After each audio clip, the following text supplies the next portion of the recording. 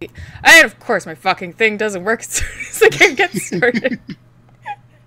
It's the mouse. I figured it out. I don't know if it's just me or what. But anyway, hi everybody.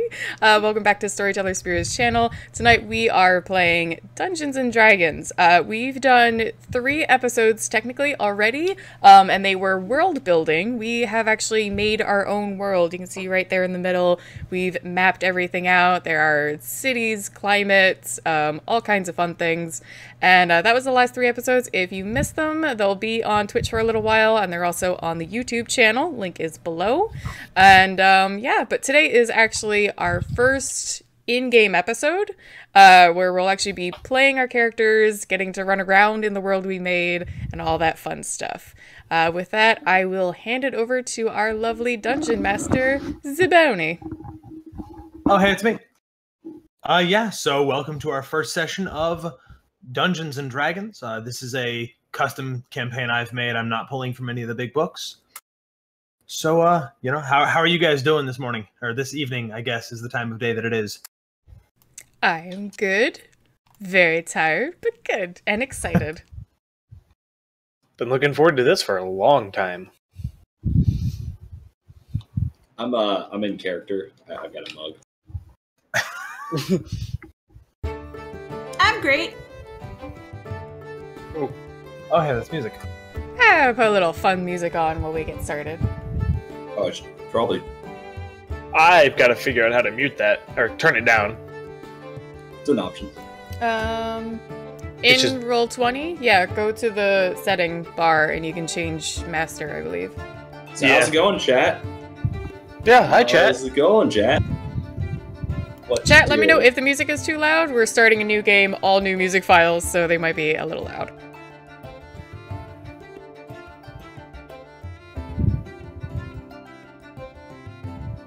But yeah, how is chat doing tonight? How is everybody ready for some D&D? I'm super excited, man. I get to use my ears that I used for being Nosferatu, and now I get to be an elf with them. So, like, these were a good purchase, you know? Yeah. Like... Always feels good.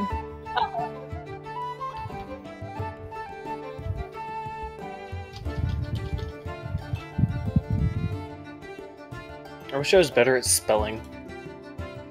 Just give me 1 second. I'm getting a background ready because I didn't do that earlier.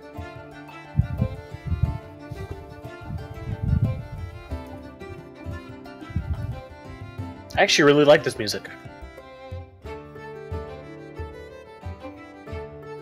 Yeah, I found this one earlier and I was like, this definitely needs to get added.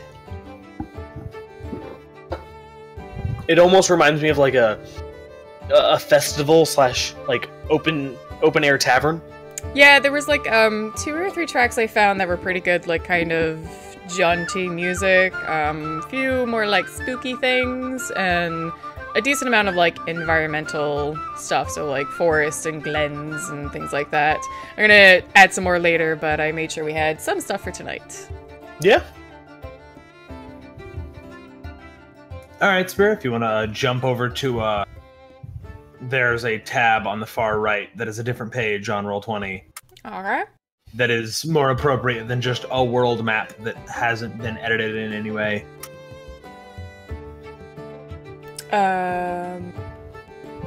The picture or the map? Just the picture.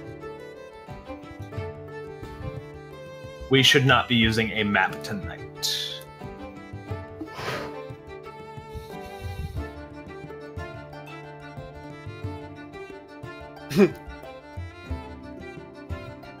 Coming soon. I'll be here eventually. You'll be hobbits. I don't have any art tonight, sorry guys, but I will get that done. Alright, so if we are all ready, Yeah. I am going to start off a little odd. Before we even get into this, I need everyone to roll me a wisdom perception check. Oh my god, I thought you were about to say initiative. No. I was like, ah, it's D&D. You're not likely to use a map tonight. Alright. I need to pull this. Sorry, what'd you say? Roll a wisdom? Wisdom perception check. So, every dice roll in this, except for combat-related things, I'm going to tell you an ability score modifier and a skill. You add your ability score modifier to a d20, and then if you are proficient with that skill, if it's green, if it's got the dot, whatever, you also add +2 because this is first level. All right.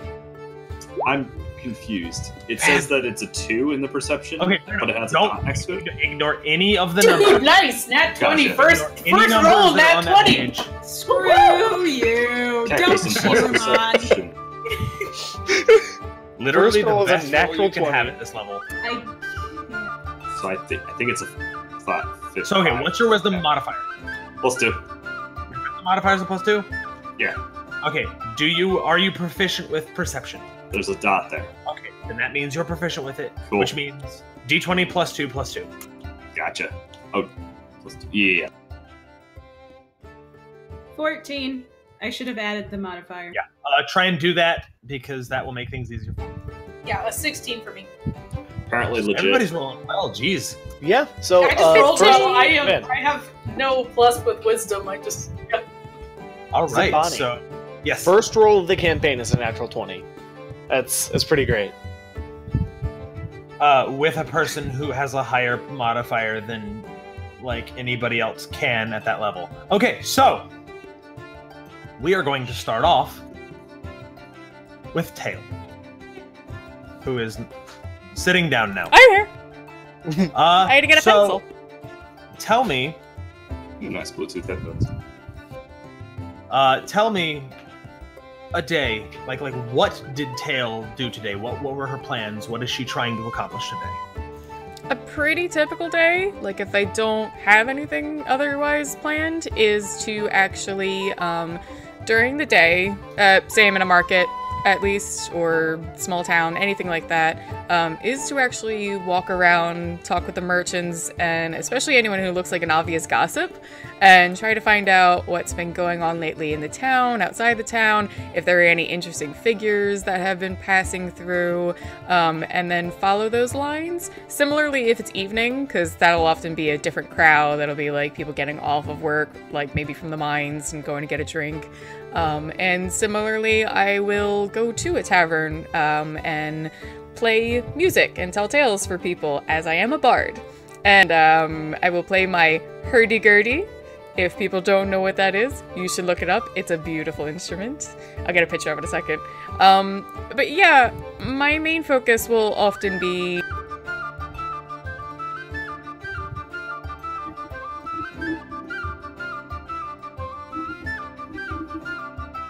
and slightly more practical matters will usually include stocking up on anything I've missed, and if I'm near White Tide, where the Bard's College is, I'll make sure I'm stocked up on ink, and if I'm elsewhere, I'll see if I can get a merchant who has some.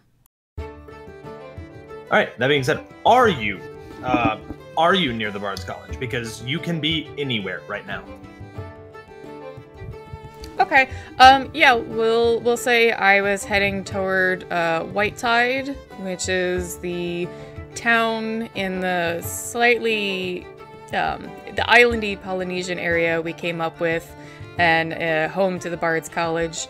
I will probably be stopping in after a good amount of journeying to restock on the special ink that the Bard's College creates.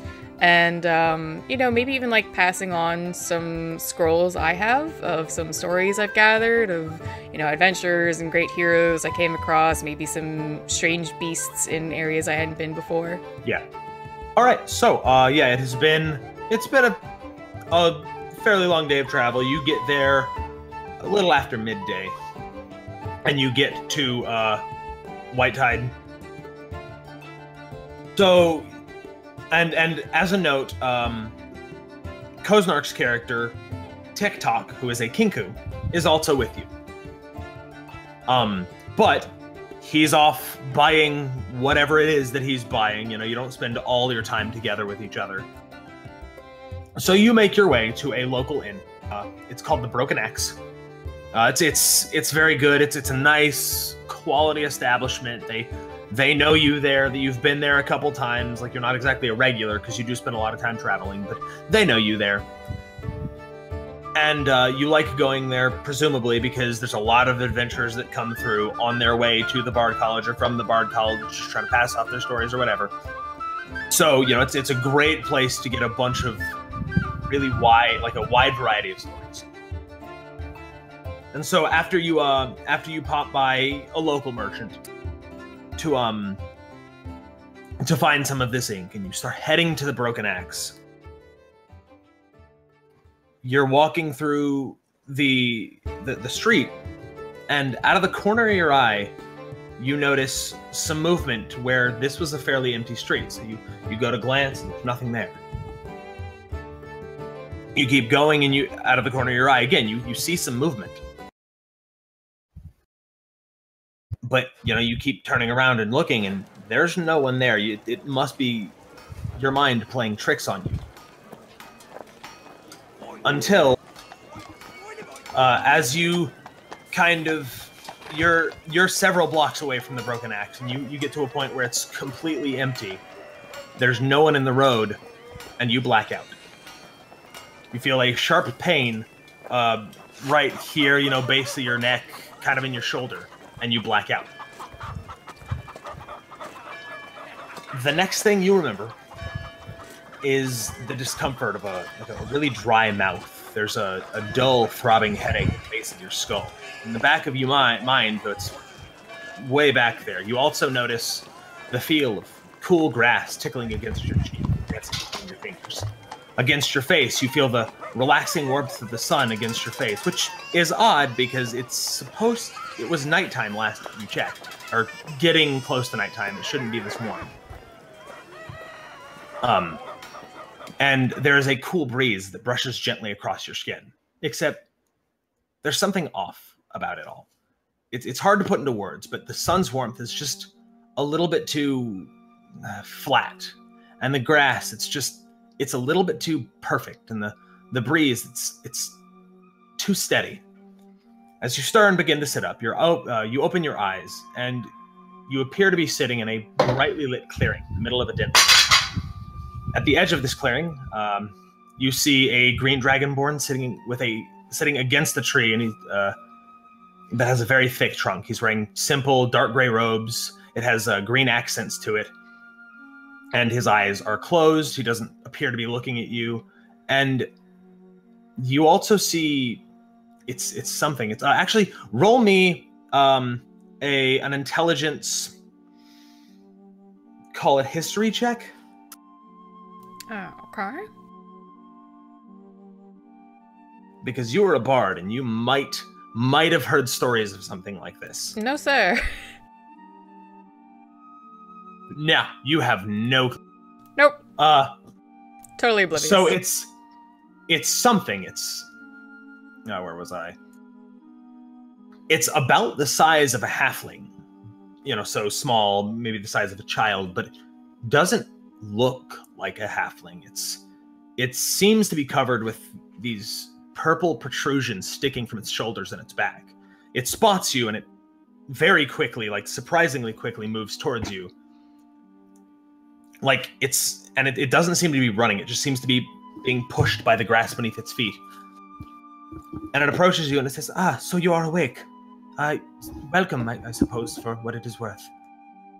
And you said there's also a dragonborn here? Yes, there's a dragonborn. He's, call it 20 yards away or so, or 20 feet away, like laying his head against a thick trunked tree.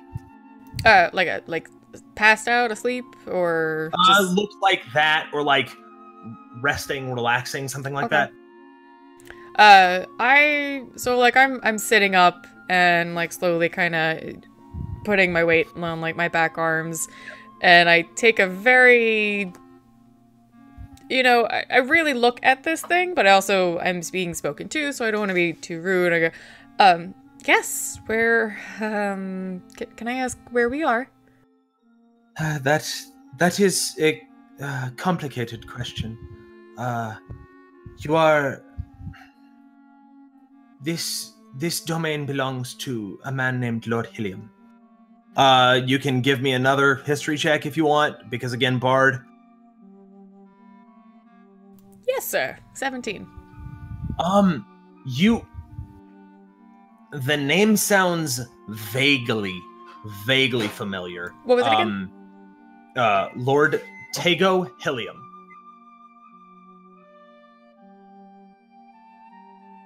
Yeah, All right. It sounds a little familiar. You want to say he was a wizard or is a wizard, but you're not sure what he is or was known for. But the creature... yes, this is Lord Helium's domain. And I am sorry to tell you, but you will be here for a while. Oh, okay. And I'm gonna let that kind of soak in for a second. Just look around me, and if I just still see, creepy but beautiful Glenn, I'm gonna look back to the little creature in front of me. What's your name? I am called Lida. Oh, And you are? It's a pleasure to meet you, Lida. My name is Tail. Can you at least tell me how I got here? You will likely find out soon enough, but you were brought here by Lord Helium. He is I do not know these things, but he is a researcher of sorts. I don't... And you are here for that purpose. I am sorry. Mm-hmm. Oh, okay. What about that fellow over there?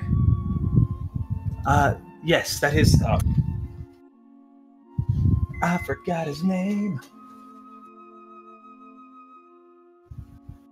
Be back in 1 second.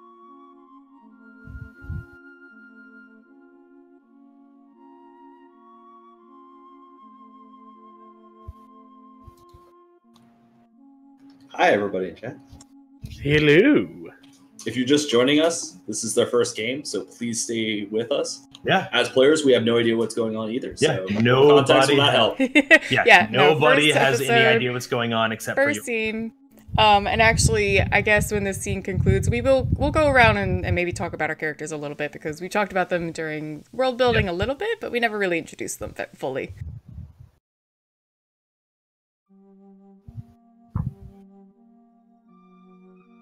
Little guy just said him. What's up? You What were was my little friend saying about Dragonborn? His name is Haran. He is here for similar purposes, as will all of you be. Okay. All of us? And I'm gonna look around and see if there are any others I can notice. No, so there's only two. And actually, it is around that time. What time? Hey, that time. Cove. What's day in Cove's life like? Who, me? I mean, you are Cove, presumably. Yeah. Do we want to go round robin real quick now, or keep doing first day and then we'll talk? Round robin? Yeah, I just figure we didn't really talk about who's playing what. Oh, yeah. You know what? That makes a lot of sense. We can do that real quick. Yeah. Sorry, we usually do that at the top of the episode. I kind of forgot. I was too excited. Yeah, we're not used to. But yeah, so as usual, we're going to tell you guys a little bit about our characters to start off, and you'll get to know us more as we play. But Zabani is, of course, playing our Dungeon Master. Gabe Lycan is playing Moss. Can you tell us a little bit about Moss? What species, kind of class, and a little bit about him?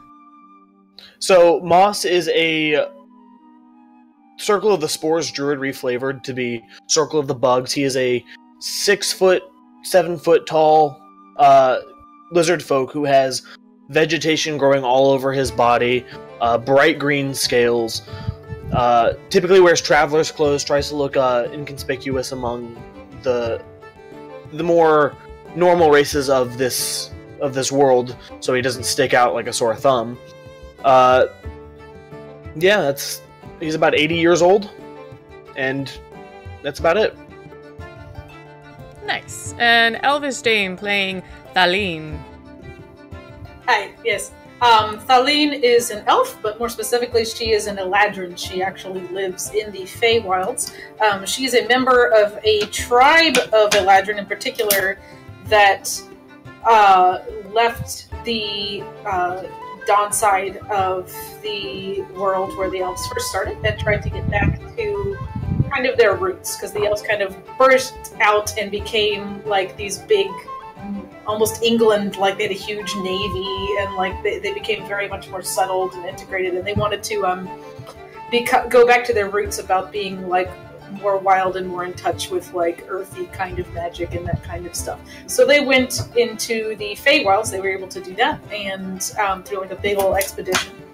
And so now they've been living there, almost kind of nomadic for a heck of a while. They live in the twilight part of it, kind of towards the outside edges, and they basically just, they're kind of hunter-gatherer tribe. So she's a barbarian Eladrin.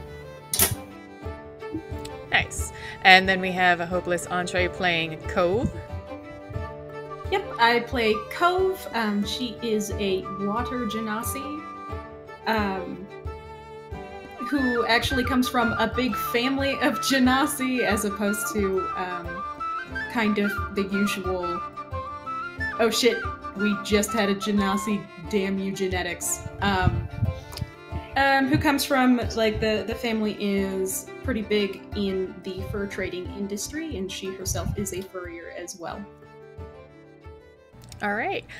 We will have Koznark playing TikTok the Kenku coming up, and TikTok in particular is a travel companion of mine. My character often helps interpret what TikTok says. If you don't know much about Kenkus, they're humanoid crow people, and they can only speak by repeating phrases they've heard. So sometimes TikTok tries to say something to someone and it's not entirely clear, but my character really understands and can help solve any minor problems that come up. TikTok is also a artificer? Artificer. Yes, he's Yes. an artificer. Specifically a gunsmith artificer. Mm-hmm. Next is myself. I am playing Tail the Tiefling, and I am a bard. I'm a pretty standard bard. I am pretty obsessed with finding stories, especially that like maybe no one else has ever heard, finding that lone warrior who doesn't want to tell what happened, you know, in that dark cave, and I get him to spill his story. My instrument is the hurdy-gurdy. It is a kind of cranked string instrument with also sort of piano keys. It's a little hard to describe if you haven't actually heard it. Totally YouTube it. It's wonderful. But that's mainly my character. I was raised in the Bard's College in the island city of White Tide, as I mentioned earlier. So we've got like a long tradition of ways our bards do things, and we even have a special ink we cultivate from a poisonous fish. And next we have Articus playing Elric Kelhalim? Kelzalim. Alright.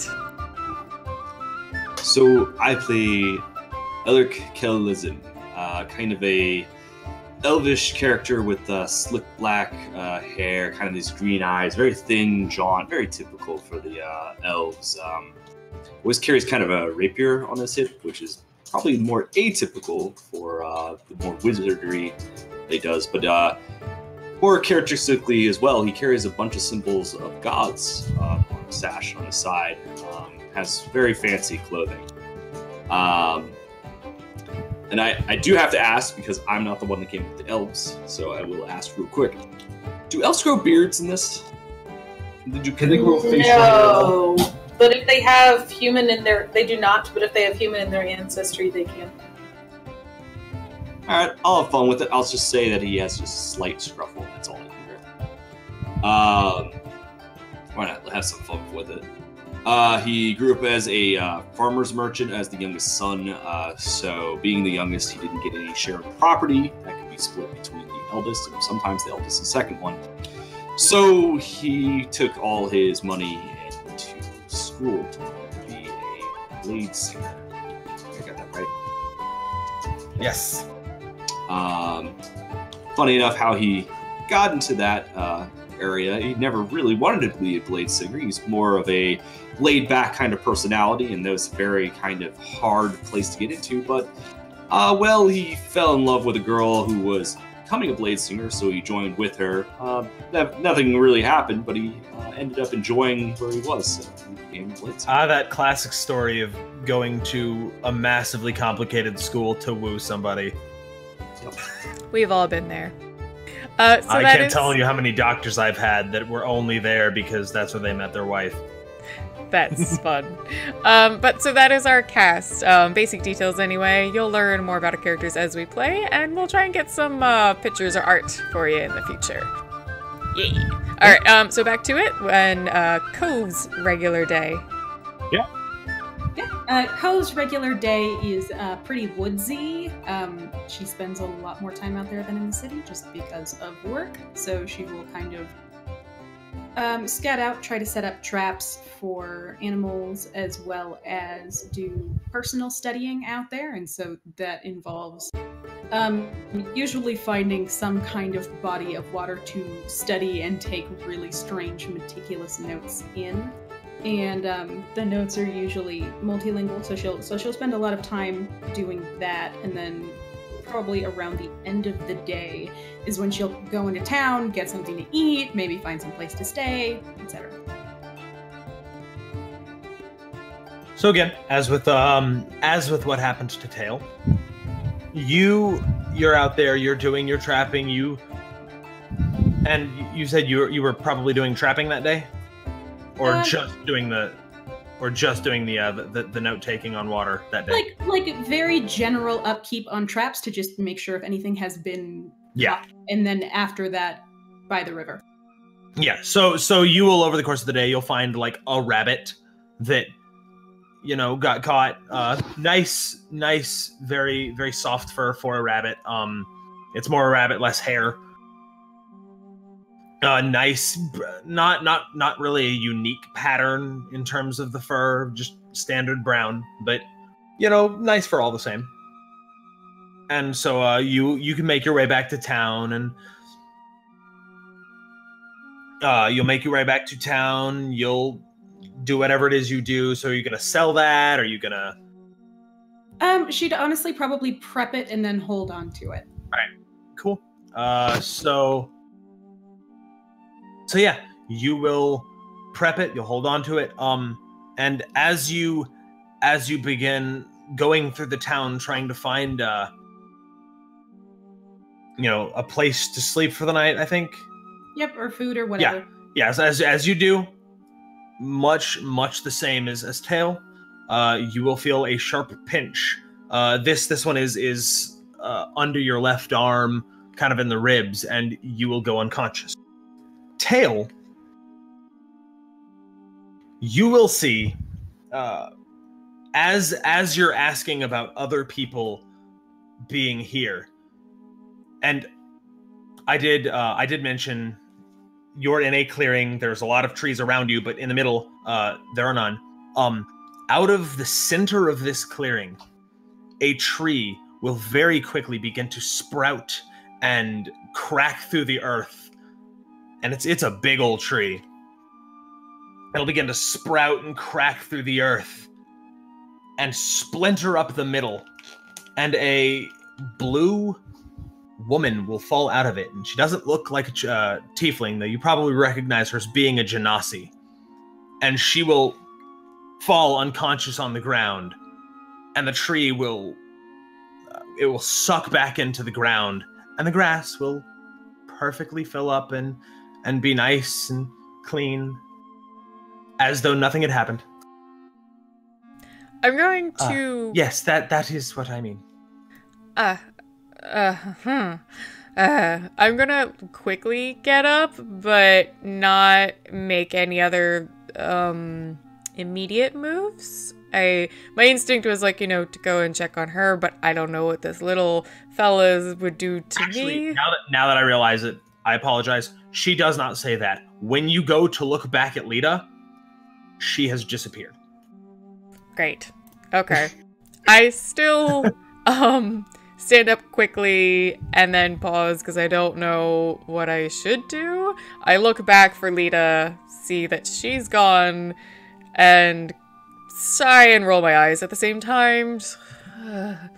And I'm gonna slowly make my way over to the new person, because at least the Dragonborn seems healthy and just resting. So I'm gonna go check this new lady. At that, the Dragonborn will actually start contradict and look. No. He's still there. You're going there. But as the tree pops and drops someone out, the Dragonborn will start and kind of glare over in the direction of the tree. No, he's not. He doesn't seem to be getting up and moving towards the tree at all. So. Okay, I'm still cautiously making my way toward this blue lady, and just still like looking around me, seeing if Lita reappears, if this Lord Helium shows up, anything like that. Just being slow and cautious. As after a little bit, Lita will, in a kind of similar fashion, though less disruptive, she like a big flower will sprout out of the ground, and she will come out of the flower decidedly less unconscious, and look at you and this newcomer nervously.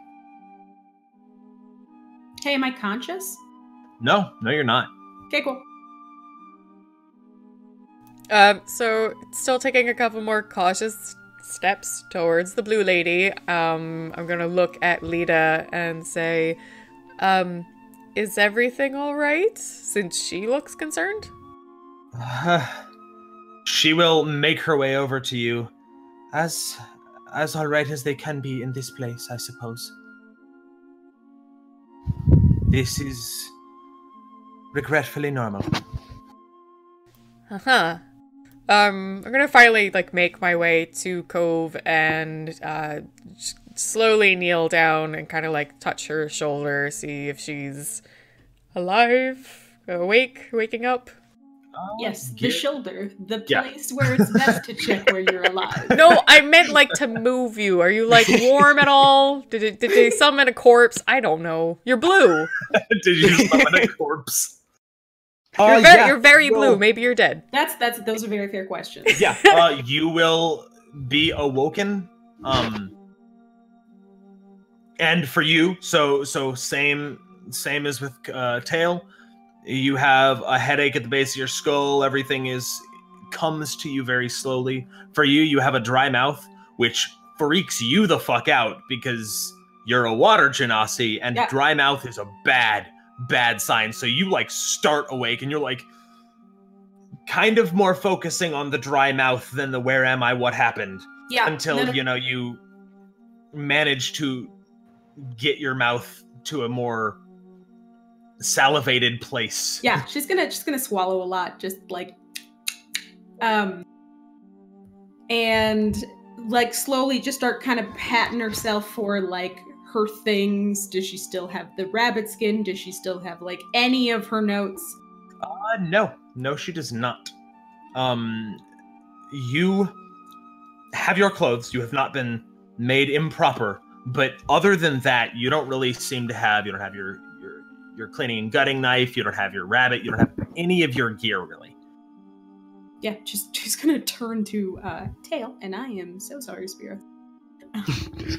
Very angrily, and grab, really clasp onto that hand that was on her shoulder. Where are my things? Hey, take it easy. I am not responsible for any of this. I don't like this story. What? Where are my things? Who are you? What are we doing here? What's going on? I'm gonna be trying to pull my hand back, and I'm going to look at Lita while she asks cowering, by the way, all at these this questions. Burst of aggression, like has backed way back up to the edge of the clearing and is cowering now.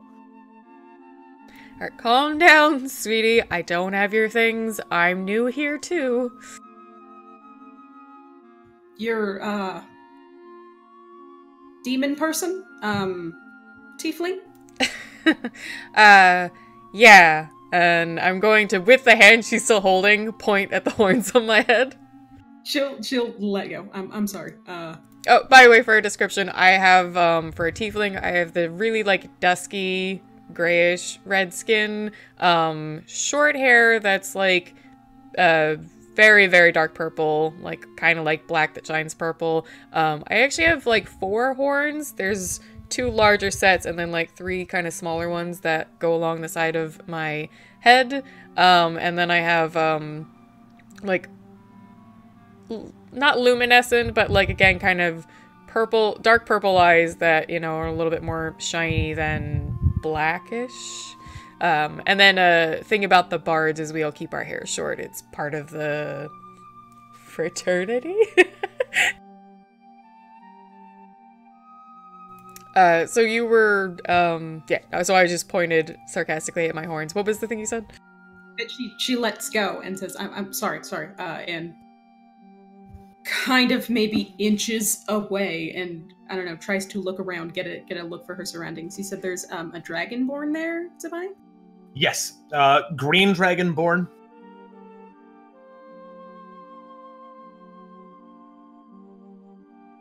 He is wearing simple, I believe, dark gray robes, has green accents, and he is kind of staring at the two of you a little bit angrily, but like hasn't specifically made an effort to get up. Okay. Cove is going to call across from him. Hopefully he speaks Draconic, because otherwise she's a racist. And ask him in Draconic, where are we? Without getting up, how the hell would I know?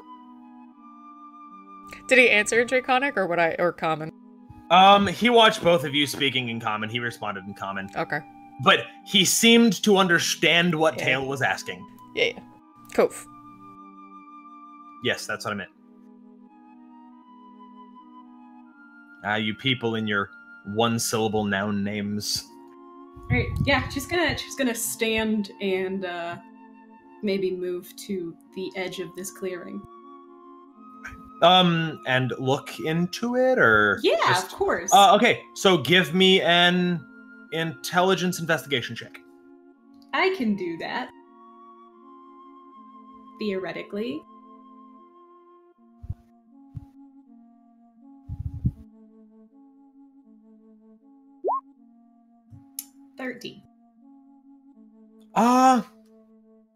It is, so you walk to the edge of the forest, and it's a very dense forest. It is extremely dense. And as you approach the edge of this clearing, ever so slightly, the trees start to like shift as though to block your path. Like, they don't straight up form a wall, but they seem to shift closer to the exact breaching point where you went to the edge of the clearing. Okay. Can I do a thing? I suppose. What is that thing? I want to gain some altitude. Okay, maybe a little less cryptic.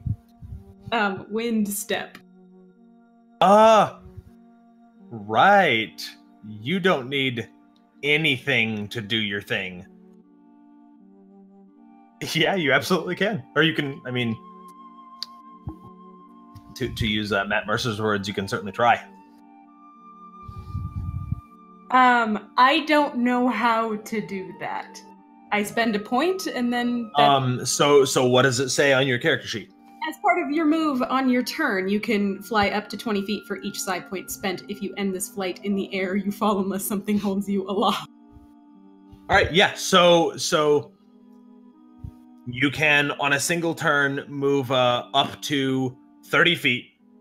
So you can spend basically as many psi points as you want to fly, but like spend too many and you're out for the day, and don't end up in the sky because that'll hurt. Yeah, no, she's gonna try and shoot up to the top of this tree and then hopefully climb back down. All right.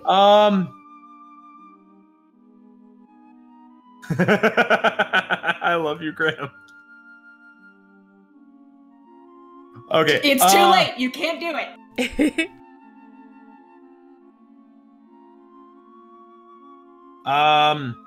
So you and this tree, how the hell tall are trees?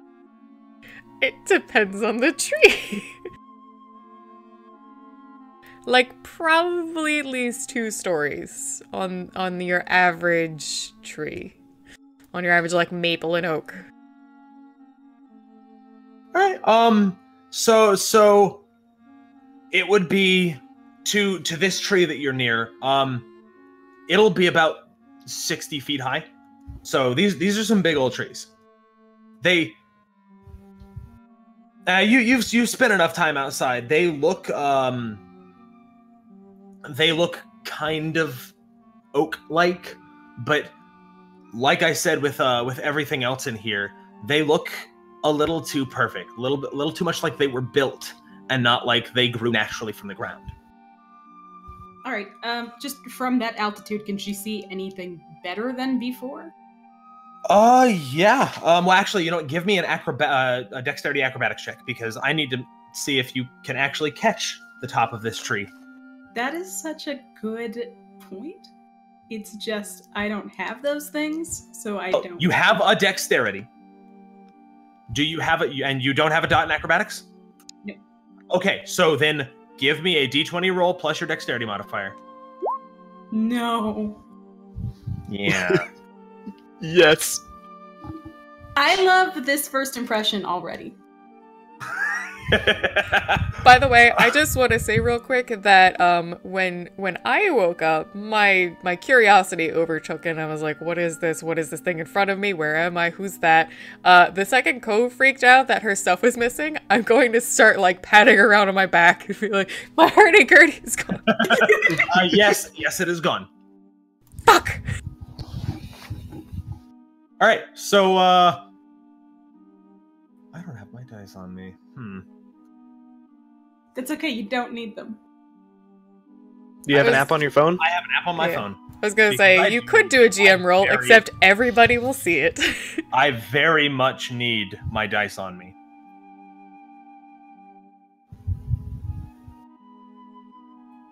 Alright, so, as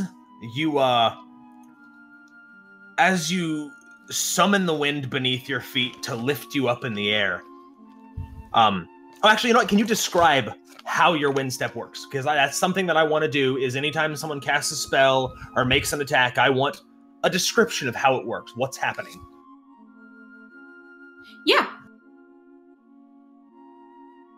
She definitely concentrates for just a short moment because like you do, I mean, it is definitely a mentally challenged or challenging thing. the mentally challenged scion. Damn it. Suffixes are really important. I cast nomadic step. Oh, you're so terrible. It is mentally challenging to do. So she does focus for a moment, but then it is very much a step, so it does seem like she's walking upstairs. So you summon a little bit too much wind, and kind of miscalculate your trajectory. And instead of going up to the top of the tree, you firmly whack on one of the bottom branches.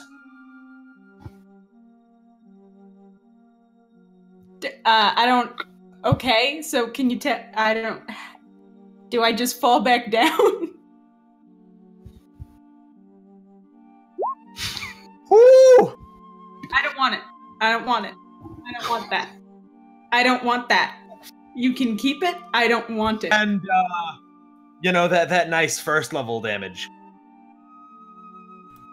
After I kind of take a second to freak out about my stuff being missing, you whack into the bottom of this branch and then immediately crumple back down to the ground and take 6 points of bludgeoning damage.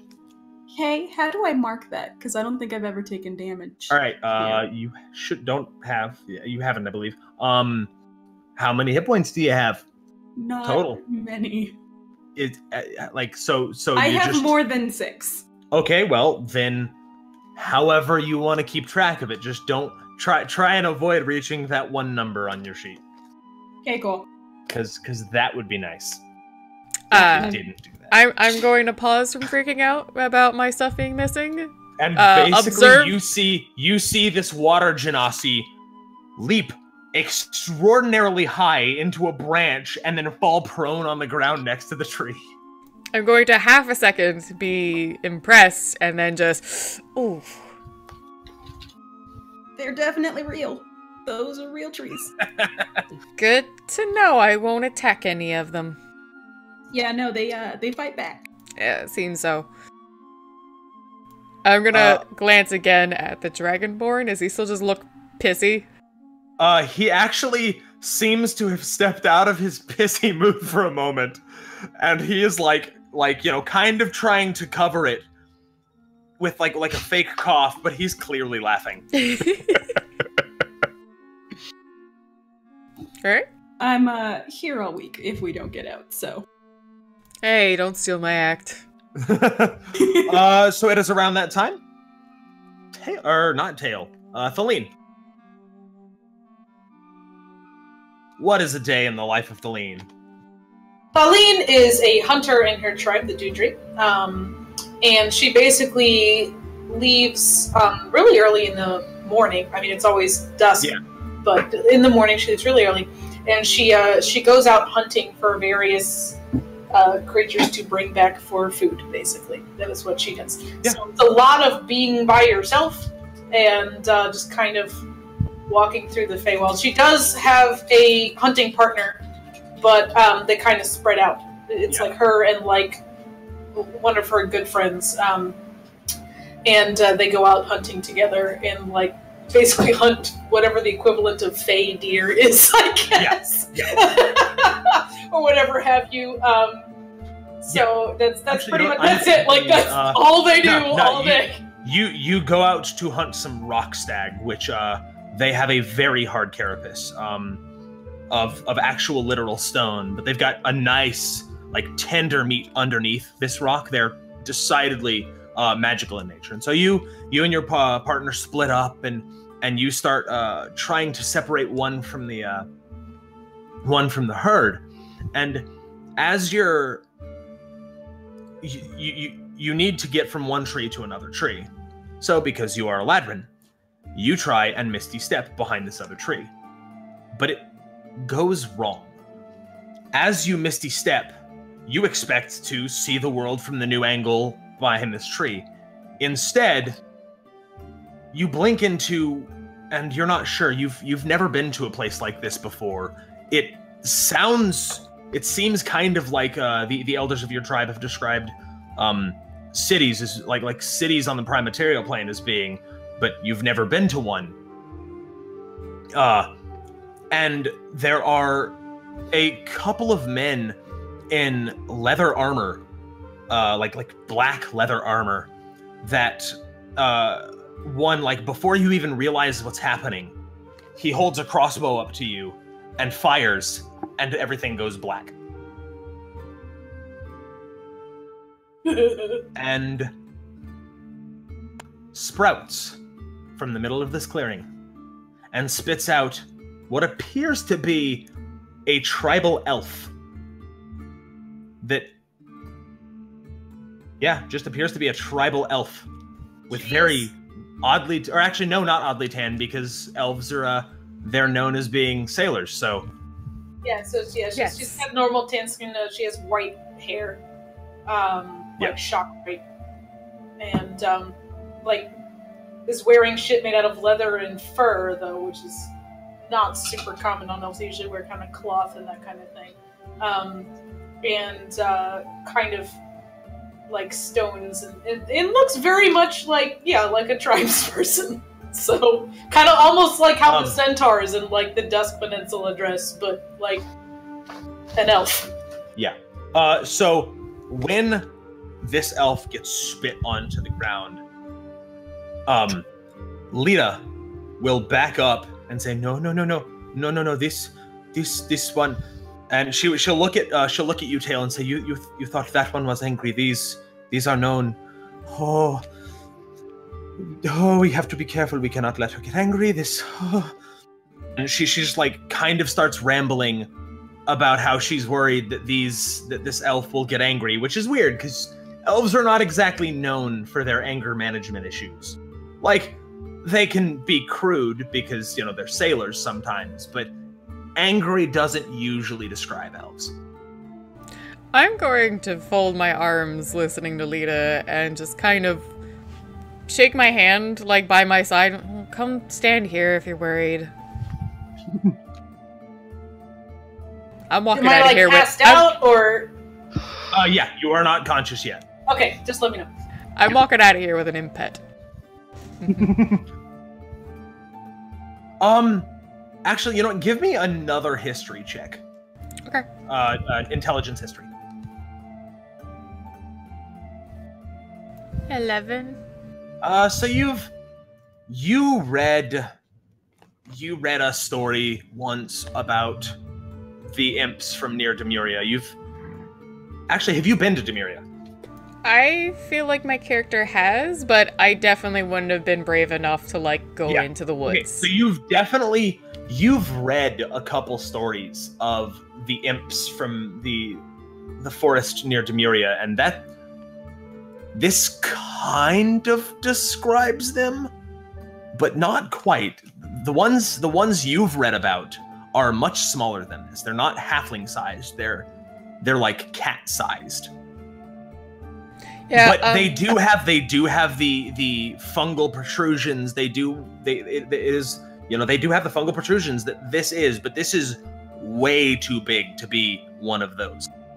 So giving Lita another, solid look over, that's what occurs to me, but I'm not going to say anything just yet. I'm just kind of waving for her to come closer to me because she seems scared, and I'm currently not worried because so far I've only had supposed Genasi fall out of a tree and a dragonborn glare at me, so I'm doing okay right now. I want it on the record that you have to be in the tree to fall out of it, so... yeah. So the Genasi fell into the tree, then fell out of it. Fell into the tree and then... Baby girl, you an angel? Or did you fall? I don't know that the fall from a tree pickup line, and I just botched that, so I'm done. No, it's did you fall from a tree because you're the apple of my eye? That's terrible. It's so great. I love it. No, like when I say it's terrible, I don't mean it's so charming it's terrible. I mean it's not good at all. So great. Baby girl, did you fall from a tree? Because that's what I just saw happen. That's better. Baby girl, did you give Newton a headache? What are you talking about? When you fell out of that tree? Into it. See, that one's terrible because it's charming. Yeah. Anyway. Yeah. So I see Thaleen show up. Cove, I'm guessing, is brushing herself off slowly? No, she's just kind of looking. She'll just look over. She's not gonna get up. From the ground? Okay. Yeah. I'm going to lean, even though Thaleen, I assume, is also on the ground, I'm still gonna kind of lean, looking around her, and you alright? And I'm saying that to Cove. Yeah, no, I'm fine. Is she? I don't know. Did Lita come to my side, or is she just still cowering? She is less at your side, more, but actually, she's not cowering from the elf, but she does seem worried. Like, it doesn't seem like she's worried she is going to get hurt. She's just worried about something else. Okay. Who's the Daisy chick? The Daisy chick? Yeah. She is small, halfling-sized, but covered in purple, fungal-looking protrusions. Okay. I'm still standing there with my arms crossed for a moment. I wait and watch Thaleen, and when she looks the same as Cove, not really moving or anything, I'm going to sigh and similarly, cautiously, make my way over to her and try and, like, you know, shake her shoulder, since she looks a lot more buff than Cove, I imagine, and Lita seemed really worried. I'm gonna more like shake the shoulder and then step back. That's you, Avish. Okay, I didn't know if I actually woke up. Yeah. Okay. I'm just the alarm clock this game. She kind of like grunts and like blinks a little bit. Kind of like stands up really fast and like looks at me. It's like, "Vivad me, Henoni." Like speaks in Elvish. I don't know if you speak. Do you speak? I do. I Oh, I okay. speak Infernal Then and Elvish. She says in Elvish, "Where are we? Who are you?" And I'll speak back in Elvish. It's gonna sound like it's obviously like a second or third language, but it sounds fine. But I'm gonna speak and say, I'm not 100% sure. Don't yell at me. I just showed up like you did too. Oh, great! This is great. This is wonderful. And still in Elvish, I'll say, do you speak Common? And you'll kind of see her like actually have to think for a second. I go, yes. Okay. Which I said in Common. I'm gonna check on Cove again for a second, and then reach out a hand to help Thaleen up. She'll take it. She almost pulls you off your feet as she stands up by accident. Cove is fine, she waves.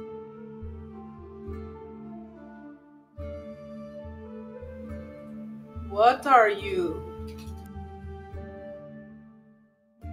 Was that You're to me? speaking? I don't know who you're speaking to. Everyone's I'm sorry, I'm weird speaking here. to you. I'm speaking to you. Oh, yes. I know everyone's weird, but like, you're blue. She could think I'm just really, really tan. Gray with horns, man. That's like No. Like really dusky rose red. Oh, I'm sorry. just probably That's really way tan. Weirder. No, man, I see all kinds of colorful shit all the time in like the Feywilds. I'm just super But, like- tan to her. Like way too tan. You just Those look horns like are you decorative. belong in the fucking water, and I don't always see that, so... She says in, I don't know if there is an Elven word for Genasi, but she will say it in Elvish if there is. I'm sure there is. It's pronounced common- Genasi. They're a Genasi. common enough concept. Huh. Huh. Okay. Where are we? Do you know? Do you know? She looks at somebody else, like the lizard guy. You know, Lizard guy next to her. Cove will also look at Lita and be like, where are we? As I have told you, and I am sorry for this, this was not my doing. You are in the realm of Lord Helium. Eh? How did we get out of the realm of Lord Helium? That does not happen. Eh? I'm gonna furrow my brows looking at Lita and say, are you under control by this Lord Helium? No, I was once as you, but he did not take my skill set into account. I am very good with nature, and this has worked to my advantage here. All right. So I hide from him. Uh-huh. What does he do with the people that can't hide from him? Sadly, I do not exactly know.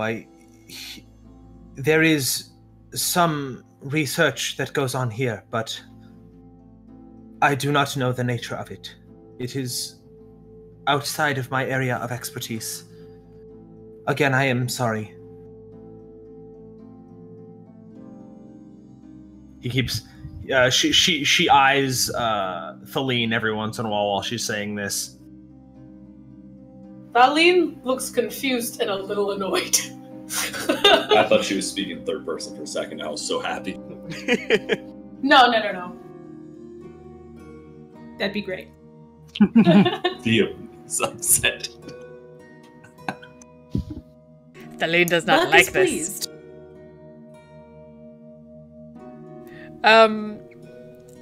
I sorry, and looking at Lita say, please stop saying sorry unless you've actually had any hand in this. Elvish, I don't know what you said. Oh, I'm sorry. It was Elvish. Yeah. No. What did you say in Elvish, lady? I'm so sorry. I'm an idiot. A huge collection of the player base speaks Elvish, so I'm so sorry. I'll stop. But You can Like, say I'm it, but you in- gotta But bracket. you gotta give I a know. translation. like Elvish. I'm into it, except that most of the players speak Elvish, or most of the Duh. characters speak Elvish. yeah, I know. I was actually a little sad when that happened, but oh well, whatever. It's okay. I got one She just extra said- language, and I was just like, where we're going, that might be good. You just said what did you do? Because she keeps saying sorry, so she's like, well, what did you do? Alright.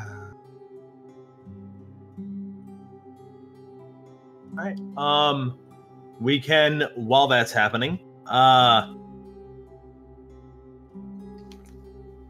Elric, what is a day in Elric's life like? I got 3 paragraphs ready for you. He's ready. I'm ready.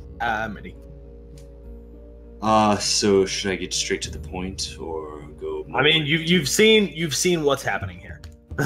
That's fair. I'll go more just straight to the point. So after a good night's rest and a group of studying or some sort of exercise or something that can get him some coin, Eldrick will usually head off to the bounty board or the local militia to find work. He is an adventuring type, and he will always try to find work that is usually convenient for him because he is a wizard, and wizards are a sought commodity. So a wizard can make an easy coin or two for a little while to pass from town to town. So he usually goes for the easy ones. However, sometimes bounties can be enticing, something to be exciting, intriguing, or just profitable, and that's something he would go after. Okay, so you are in town. You're in whatever town it is you're in. And you're looking around, trying to find just a little bit of way to make some coin.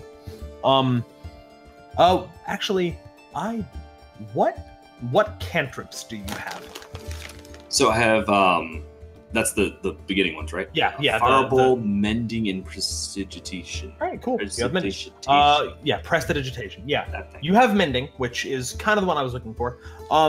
So it is a cantrip. It's relatively common, but you have found someone willing to pay a little bit more than the going rate. You know, like a couple of silver to actually repair a clock of his. That, you know, it's simple. You just 6 seconds, it's fixed. So that's no skin off your back, and you're getting a couple silver out of it. This is a pretty good deal. So you go to this person's house to fix his clock, and it works. You know, you do it. He hands you the couple of silver, but as you are leaving the store, or as you are leaving the house, everything goes black. What you actually notice, you have time to reach for your wand or your sword, whatever it is you cast with. Like I don't know if you have your sword. You actually notice. You cast with my sword? No. Okay. So you are capable of stabbing. So I don't know if you would go to stab or if you would go to cast. Reactively. Probably both. Yeah. Whatever it is you go, you manage to get it out and start swinging as a man in black leather steps out, holds a crossbow to you, but you were caught a little bit too unawares. You weren't expecting violence in some random person's home, so he managed to get the crossbow shot off before you actually let off your spell. And it drops an elf into the clearing.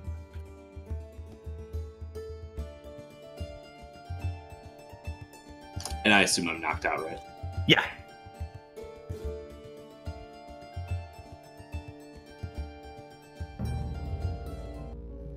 Art, you don't have a D4 hit pool. There's no such thing in 5e. I'm just making a joke. Yeah. So the tree spits out, and this seems to be at a fairly regular interval. Like the tree spat me out? Yeah. I'm unconscious, right? Yeah. Okay. So what is happening, and you will see this too when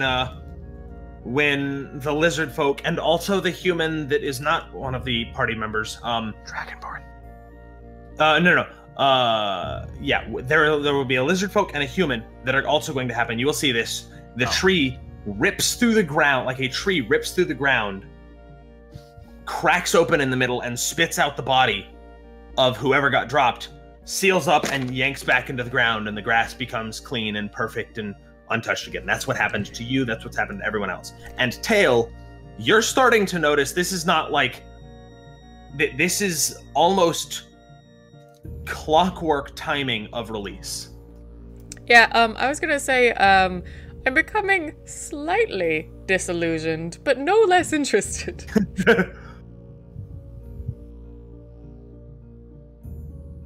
Just a little bit like, okay.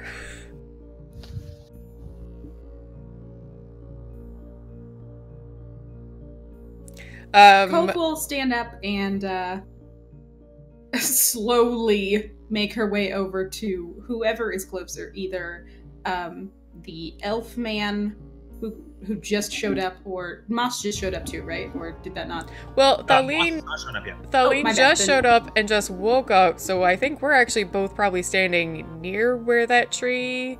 Is it the same spot? Yes, it keeps appearing at the exact same spot. Then Thaleen and I are actually standing probably a foot away from where this new elf-looking fella showed up. Yeah. So when it spits out, it splits from a different side, and he falls out from a different side because it would have fallen on you. So it seems to kind of have a sense of, I'm not going to dump it out on top of everybody else. Yeah, I mean, unless you guys are going to go wake him up, then Cove is going to go wake him up. And she will shake him awake. Lightly. I mean, like, just like a little... Yeah. Does that wake me? Sorry. Yes, it does. Oh, okay. So, if I remember correctly, the last thing was someone attempting to shoot a crossbow at me. Yeah. So my first reaction... A dwarven man in black leather armor with a hand crossbow. Huh. Okay. Did he have a beard? Of course he did. He's a dwarf. Details. Unbearded dwarves are unacceptable. I say this to include women. All right. So my reaction getting up would be attempting to grab my sword, or my wand. I'll go with sword. You reach for it and there's nothing there.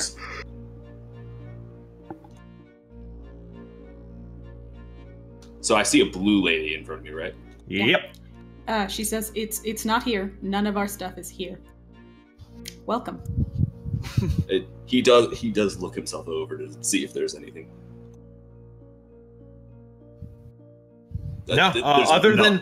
Other than your clothes, you are not improper. Yeah, there's nothing. You don't have your components pouch. You don't have, spell focuses. You don't have religious symbols.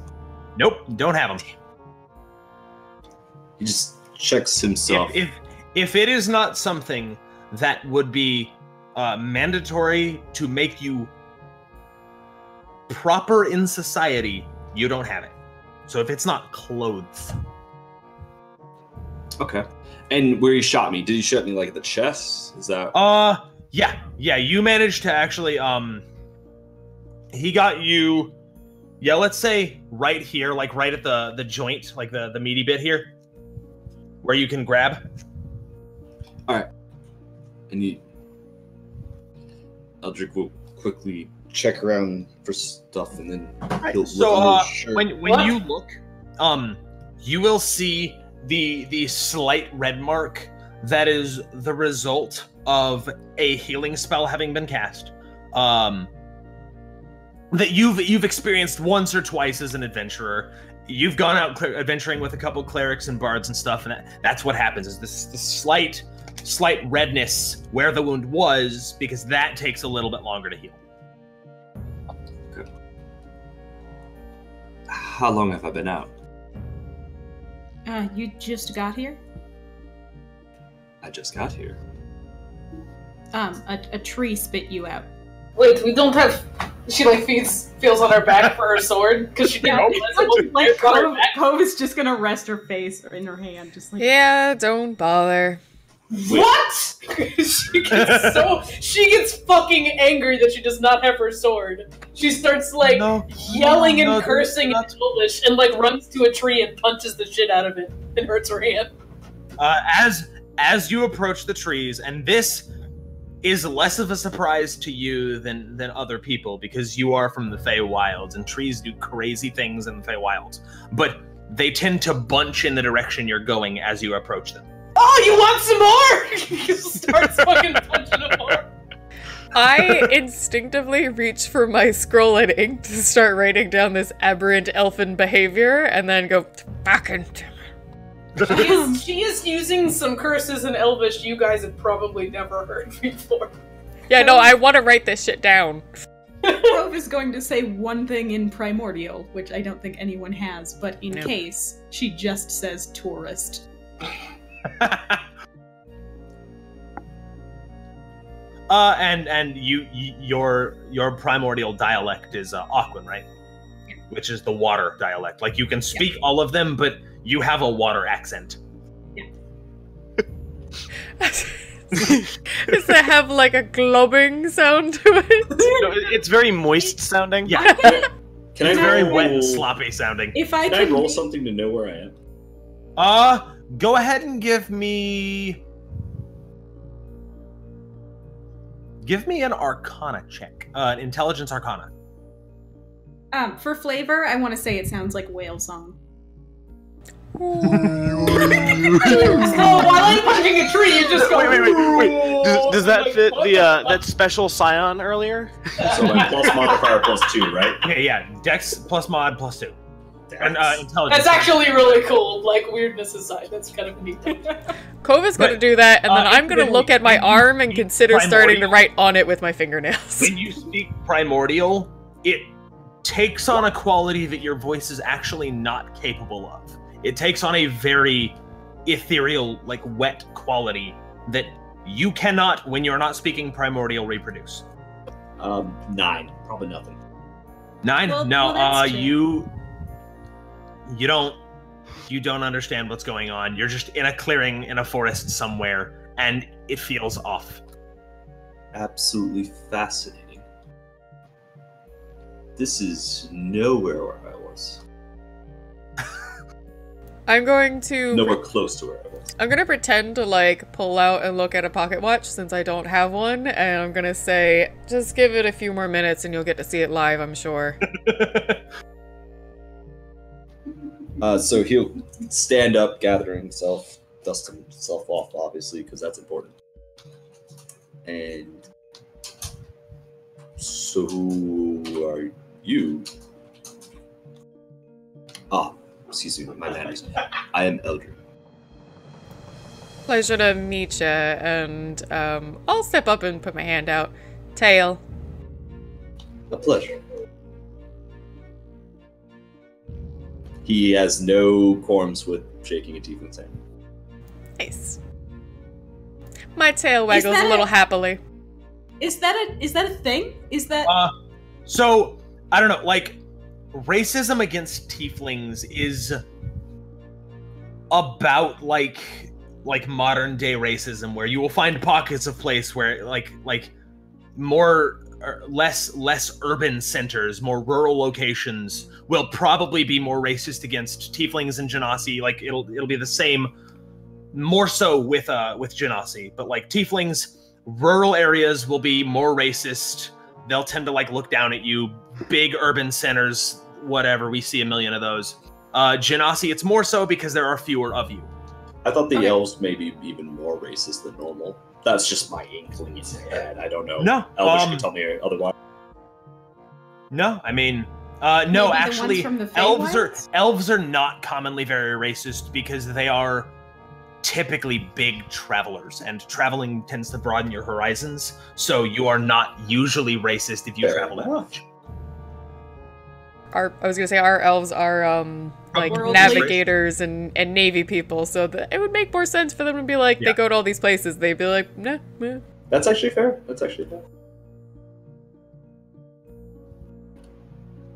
Yeah. So Tail and Elric shake hands. Oh, excuse me. Arlene at this point is kicking at the roots of the trees, like, yeah, you better run. They're not running. I know. Actually, you know what? Give me an attack roll, which Seriously? for you. yes? Yeah. Just I want to see what happens here. Hi. So that's You know, I had a I'm friend unarmed, plus so... proficiency. I had a friend who did this once while on acid, and it didn't go well. Yeah, but like she's from the Feywilds. Their whole life is on acid. Yeah. Yeah.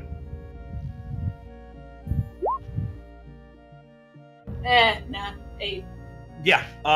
Your punches they're not problematic to you. They don't really hurt. Like you're not breaking your hand or anything, but they are ultimately totally ineffectual. That's about what I expected. I mean, you're a barbarian in Dungeons and Dragons. You might be able to do some proper damage to a tree with your fists. That's And fair. Kova's gonna go stand by and watch her punch the shit out of this tree. Like, really just... It's not the one. Oh shit! No, it wasn't. Sorry, it wasn't 8. It would have been 10, but still. 10? Yeah. You're getting some bark. Like, Okay. you know. Some leaves are Some falling. Bark for the bite. I forgot to add 2 No. for. So who else is here? Sorry. Okay, so Everyone the but number of Moss. people that are here are Cove, the Genasi, the Tiefling, the weird barbaric-looking elf, a small... Actually, give me... And Cove didn't introduce herself to him yet. She did not. She did not give you her name, but she did greet you. You can give me Elric an Intelligence Arcana or Intelligence History check to recognize the weird imp thing.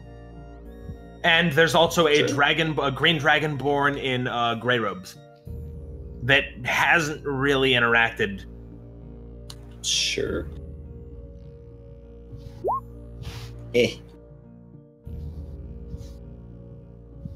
Nah, this thing is odd. You don't know what it is. It's got weird purple protrusions on its back that look kind of like mushrooms. That's fair. I don't think that he's been in this part of the world anyway. Yeah, no, I mean, you don't know where this part of the world is, to be fair. That's also true. But no, you haven't in your studies, because you're a wizard, you're studious even if it's for a reason, you have no clue. Yes, Elish. It's bright, isn't it? Yes, it is. I am not used to. I have never seen it this bright. Ever. Okay, actually, because it's fun, when you teleported and you ended up in the wrong place, it was way duskier. Like, it was super dim. And you're like, what's going on? Why is it so dark? Then you fell unconscious, woke up, what's going on? Why is it so bright? This is a bright, like, spring day. Okay, so, and she's basically probably only actually seen brightness like a couple of times if they went that far into the Feywilds. So, yeah. Which is, and Springward is actually on the opposite side of the Feywilds from Autumnward. Yeah. So you might have seen something like this if you got a little bit close to summer, but... So speaking to Teo, so who's the angry one punching the trees? Somewhat beats me, but she speaks Elvish. Why is she punching the trees? Do you want me to punch you instead? Didn't think so. Cute earring. She like gives up on the trees and kind of gives them one last kick, like kicking up some turf. Like Eldrick will approach Thalen, right? Thalen, sorry. I'll get used to it. Well, I'd prefer you not punch me, but my name is Eldrick. Can you extend a hand? Thalen! She shakes her hand. Just once. Yeah, like a real big dramatic motion. Yeah. All right. It's around you this guys. As you start talking to them, what is Moss up to? After maybe about a week in Red Hollow, after finding an inn, a good place to set up his traveling healing stall, he sets it up near the slums, and he'd be making his way towards the slums for his day of helping whoever he can, as well as collecting what meager earnings people decide to give him. So you've been helping and gathering. Actually, you just today you just sold some of the nicer, rarer herbs that you've been gathering, and you have a decent chunk of change. You have a couple gold worth actually, which is nice. Because you found a really, really rare orchid that is used in alchemical binding, and it's for like really complicated alchemical reagents. So it's very rare, and you have a decent chunk of change. And as you're walking through Red Hollow, it's very cramped. The streets are tight. It's crowded. You're walking along. Something doesn't seem right to you, and I have a question. What is your go-to reactive damage cantrip? Cantrip? Yeah, just like if you don't know what's going on, but you know damage needs to happen, what do you do? Are they close or far away? They're pretty close. Then it would be Shillelagh. All right, cool. So, as you, it's way too packed for really any kind of distance.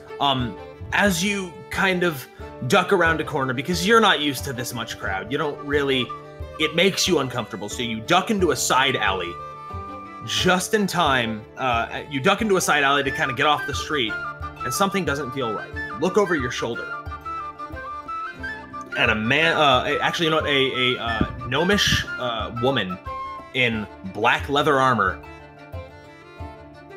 with just what appears to be an emblem of a fireball on its chest, on her chest, steps in behind you and pulls a crossbow on you. You don't really have time to ask, but you do manage to get a shillelagh off and crack her across the face as she fires the this crossbow into your right into your gut, and you fall unconscious. No. The sound. So yeah, tree. As he falls over. Like a really bad voice actor from Elder Scrolls. No. Like Elder Scrolls. Off my gut. So yeah, the ground cracks open and a tree comes out, and this one's a little odd. Like it's covered in a little bit more moss than the other ones you've seen, Tail. Like it's strange, but you don't really have that much time to react, and it spits out this lizard folk that is covered in this moss with whatever it is you're wearing. Regular traveling clothes, a hood that he could pull up, Yeah. and a little bit more than just moss, like moss and some minor grasses and like the occasional flower. Yeah. Absolutely fascinating. Well, okay. And I take a step back. Is that how I got here? Yeah, pretty much just that. Huh. Well, who's making this one up? Cove is gonna go and greet Moss with just a light. Well, you know what? She might use her sleeve. Shake. Don't touch me, you'll get me dirty. You're like part dirt man, you know? Cove, you're gonna do it. Give me a perception check. Yeah. Wisdom perception. Yeah.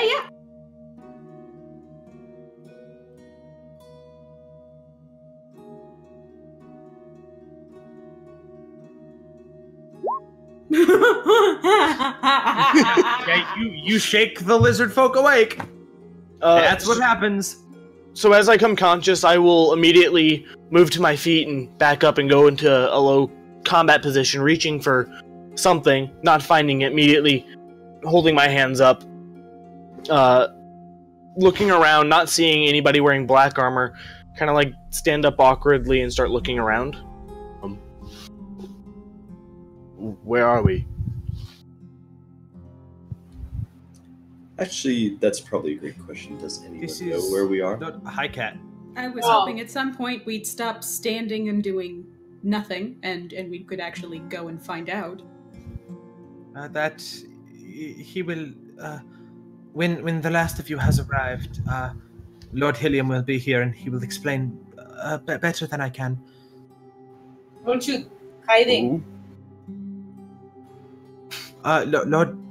Lord Hilliam, this is his domain. What do you not say? You hide from him. Yes, I I think hide she's from him. going to leave when he gets here, hon.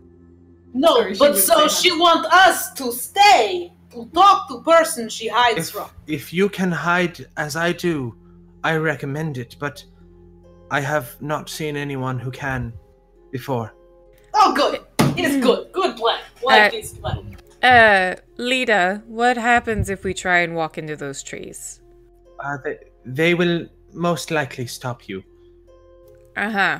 And I'm assuming not in a very pleasant or gentle way? They will cat. They will cats. They will cat you. New for me. Yes, they will just throw up panthers at you. New place, new way trees attack you with Very cat. fluffy, lazy pet. I mean, That's still a get off the terrifying keyboard. way to go. yeah. It would keep me here. But yeah, okay, Delta, I love Critical Role so much. Just so you know. Anyway. Yeah, so they will simply form a barrier, as you might have already seen. And how do you hide? I am connected with nature in ways that I have never met another. So you can get by the trees, or do you just stay? Yes, I can get by the trees. Hearing something about trees, Moss will go and look and move over to the tree line and start examining it, looking at it. Give me a wisdom nature check. I would be so happy if you could Wisdom walk nature. off trees because of the moss. I'll be so pleased. Yeah, but this is wisdom because so basically it's spell casting check. Yeah. Cove, in the meantime, is going to offer her hand to shake with. That's a 20. Oh God, yes. This was an easy check. Eldrick. So you approach you approach the tree to kind of get your head because this is your element. And you reach out to the trees and they feel wrong. Like you've been in bigger cities where for some reason people have artificial trees. This isn't quite that bad, but it's close. They don't feel like trees. They feel like representations of trees. They don't like it's better, as I said, it's better than actual artificial trees, but not by much. This is arcane magic. This is not natural. You'll hear it's beautiful, it's wonderful, but it's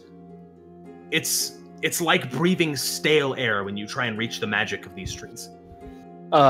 You'll hear a grumble from Moss, and he'll just kind of like back away.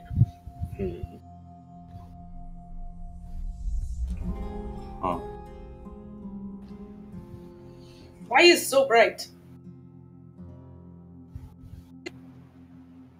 Because it's daytime, you idiot. You hear from the corner like the. I'm glad Cove and him are in unison because it's day. Are we? Is spring? Are you asking what season it is? Yeah. Why don't you know what season it is? I like that Feywild elves have the word duh. Oh, was that in Elvish? It was just kind of a rude sound. It wasn't particularly in Elvish. I'm just still trying to say Elvish. Duh. Because I believe I'm the only one in the party that doesn't speak it, so... Well, you're definitely the only one currently in the party that doesn't speak it. I don't know about TikTok. Well, TikTok just repeats what he hears, so he does speak it. Doesn't mean you But understand. doesn't mean he understands Doesn't it. mean he knows it, yeah. Oh And God! if He's he gonna doesn't learn know it, he Elvish can't know from what to do. Faline, he's gonna know all the fucking curse words in the goddamn world. I mean, to be fair, that's the first thing you learn in a language. Yeah, right. The best ones. Plus, TikTok is kind of like, definitely speaks a little emotionally, so there's probably going to be some of that repeated. You can coach him off stream. Yeah, she goes, yeah, and then he just like, because he's Hill, was it? Yes? Were you the first one here? No, that'd be, our friend over there. And I, point at the Dragonborn. did not see you. Hello. Actually, I think he'll harumph in your direction. So, God to you too. Elric Cove is walk- going to... Oh. Go ahead. Yeah, and when he harumphs, like a puff of green smoke will come out of his mouth. Fair enough. Elric will walk over to this man. Is he sitting down right now? Yeah, he hasn't really moved the entire time Tail's been here. Okay. So my character typically wears gloves, so that's why he's shaking everyone's hands, because he's a little bit of a germaphobe. But he has gloves, so it's fine. He will extend a hand out to him, like, my name's Eldrick. Good for you. Ah, yes. So did everyone come here through trees? As far as I can tell. And Little one, when is this Lord Helium going to be showing up? And Lily says, I do not know. He will show up whenever he shows up. Moss will look around and noticing Cove's bloodied appearance from hitting their head. Bludgeoned, sir. Bludgeoned. You get hit hard enough, you bleed. Yep. Will slowly walk over towards you and lay a hand on you and cast Cure Wounds. Definitely, you're gonna have to convince Oh, her. it does not have to casting just- focus. It does not. Okay, so I mean the lay hand part. real quick, like for Art and Spira, if you have the app, which you should on your phone, the spellbook app, you should, because you'll need to know the spells. There's an app for that. Yeah, there's an app. It's just 5e spellbook. It's, I think, got a dude holding a book. If you want to cast a spell for now, until otherwise noted, until you get your things back, you will either have to not have somatic components in it, or you will have to have the actual component necessary. The reason that Moss can cast Cure Wounds is because it's only verbal and material, is because it's only verbal and somatic. You only have to touch and speak, so you don't need a casting focus. I think I picked them. I think I picked my things before, and they're not on my sheet now, so I'll have to... go ahead. I'm not too concerned with it.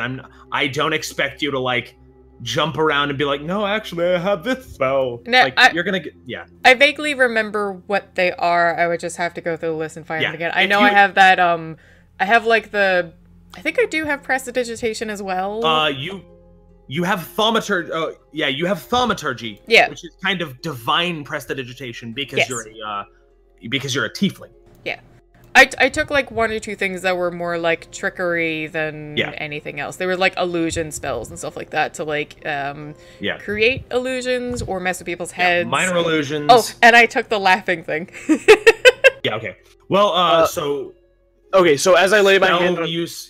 Spell use won't be too big of a deal this session, because this is going to be mostly RP. Yeah. Next session or the session after that is when individual spells are probably going to come in more handy. I'll be sure to know them next time. I'm going to go through the list and see if I can remember exactly what they are, but yeah. So as I lay my hand on Cove, a slightish green aura... Actually... Are you going to preface this, or are you just going to try and touch her? He'll walk over to you slowly, and then... She's gonna start inching away from you, little then creeps. Gabe, I actually want you to make a spell attack roll. Basically, like, they don't have a spell attack for Cure Wounds because no one's going to avoid it. You're avoiding it, so I'm not using the same rules for regular attack rolls. That's maybe just use that your would be words, a 25 to hit. Unfortunately, you cannot crit this. So that would be a natural 20. Like he reaches out to touch you, and it wouldn't be like aggressive. It would be a very quick. But like you manage to dodge right into his hand. Like you miscalculate the trajectory of where his hand is going, and you dodge right into it. And you'll see this greenish aura flare around both of us briefly, and you will gain 10 hit points back. So you're back at max. Thank you. As you feel the headache that has been present the entire time here. It even subsides a little bit. Thank you. That was very nice of you. Thaleen, could you hit this one next? The tree. Okay, are you pointing at the tree or the person? I'm pointing at Moss. Quick question. Are we still level 1 or? Yes, you are, because you don't have enough experience, and I don't want you to have to worry about second level things when you don't even have first level things. Yeah, I just wanted to double check what spells I can do. It is at this point when the ground in the middle of the clearing breaks, and a tree comes out, and out pops a small human boy. What is what was her name? Tifa? Lita. Lita. What is she doing? Is she there? Just she has done every single time the tree opens up.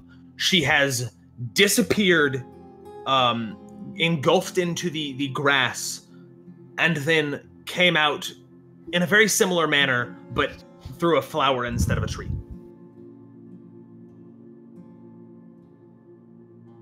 And she is looking. She's not approaching. Is the boy awake or asleep? No, he is unconscious, like everybody else has been so far.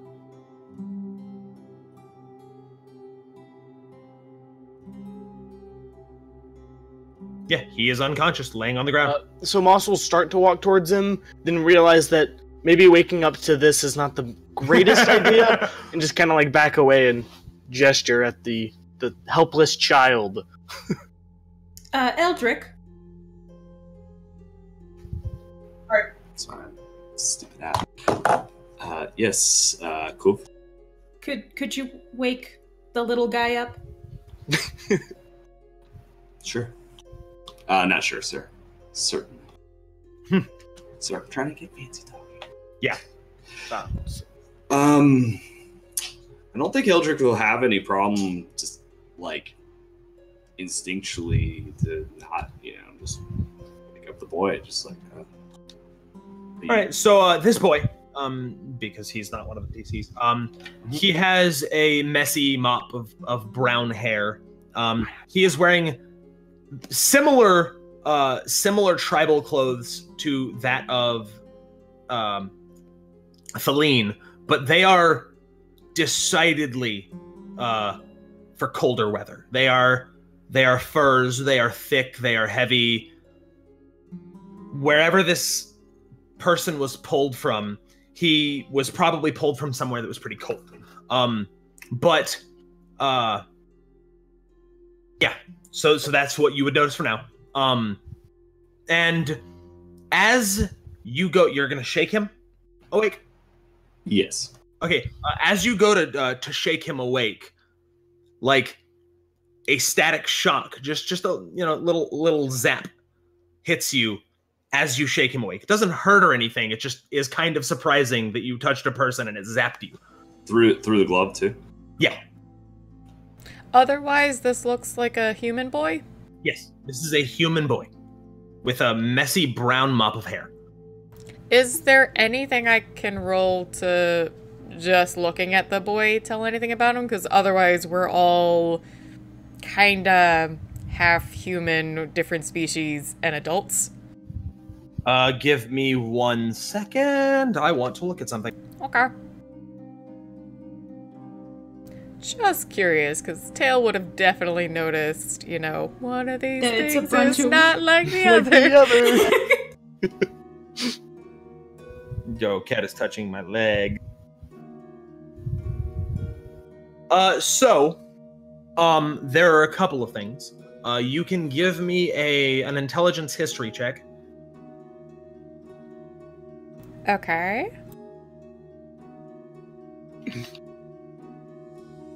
So 17? 17.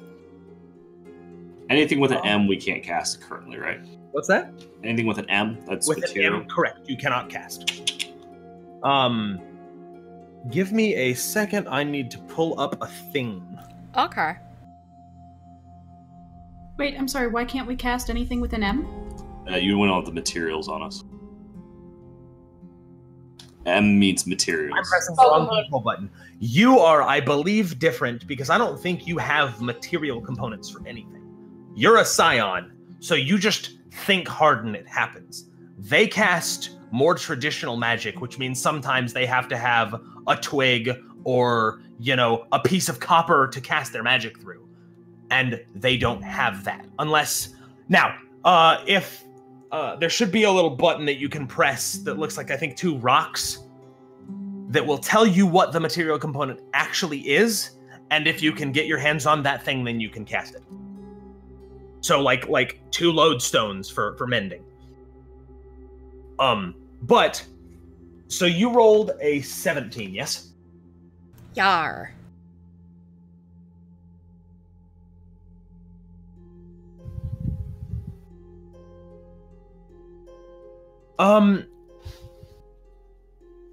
You know what? I'll give it to you. You notice you don't necessarily notice anything unique about this boy that would make him fit with the rest of you, but you do recognize, you at least kind of recognize where he comes from. You recognize the furs on his cloak as being the furs of a goat from the Gold Crown Mountains, which are up north, Dawnside. and they're pretty unique. They're not. There's nothing special about them, but they're a very. They have a really nice quality fur. You actually would probably notice this too, Cove, because you're a furrier. That this dude's coat it's a fine goat fur from the Gold Crown Mountains. That it's used in a lot of like nobility's furs. So it's odd that this tribal kid would have that goat fur, but you recognize where it's from. You don't necessarily see anything that's unique that makes him fit in with the rest of this group. However, and I'm kind of revealing stuff. Actually, no. You know what? I am not, because you can't do that. Never mind. So yeah, you don't offhand see anything that immediately identifies him as being fitting in this group. Okay. All right. Well, so Cove- as Elric awakens this boy, he kind of stirs and like shakes and is like, "What is happening? Where am I? What is going on?" With an oddly elvish accent. It's okay. We don't know where you are. And as he does this, I believe, I want to make sure, but I believe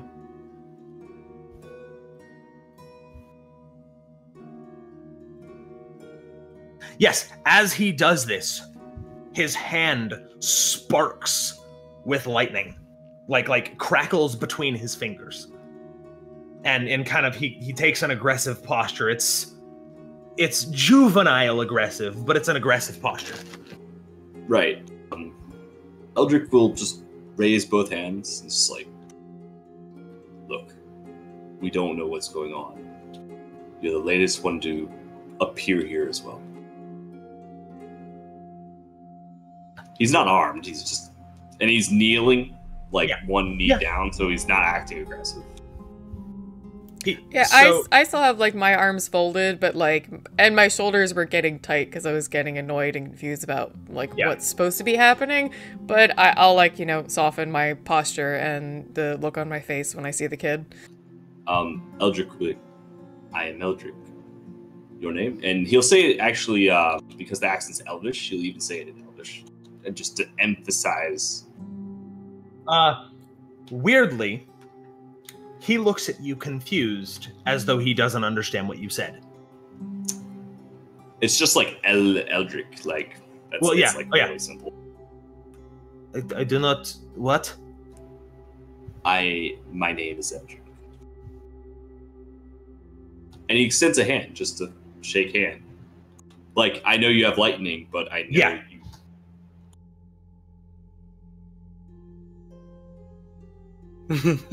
I'm sorry for this.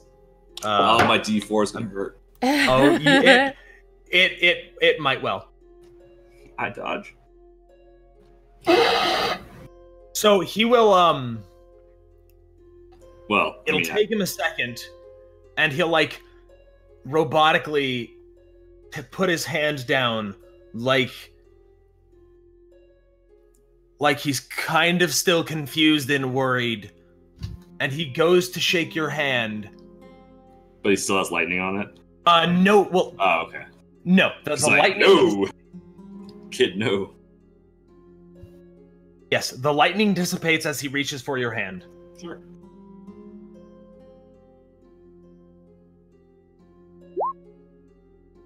Alright, so... But, as he grabs your hand... He puts it back. You feel a jolt go through your arm. Whew. And he doesn't actually, everyone give me a wisdom insight check. Including myself? As I've Yes, including yourself. Okay.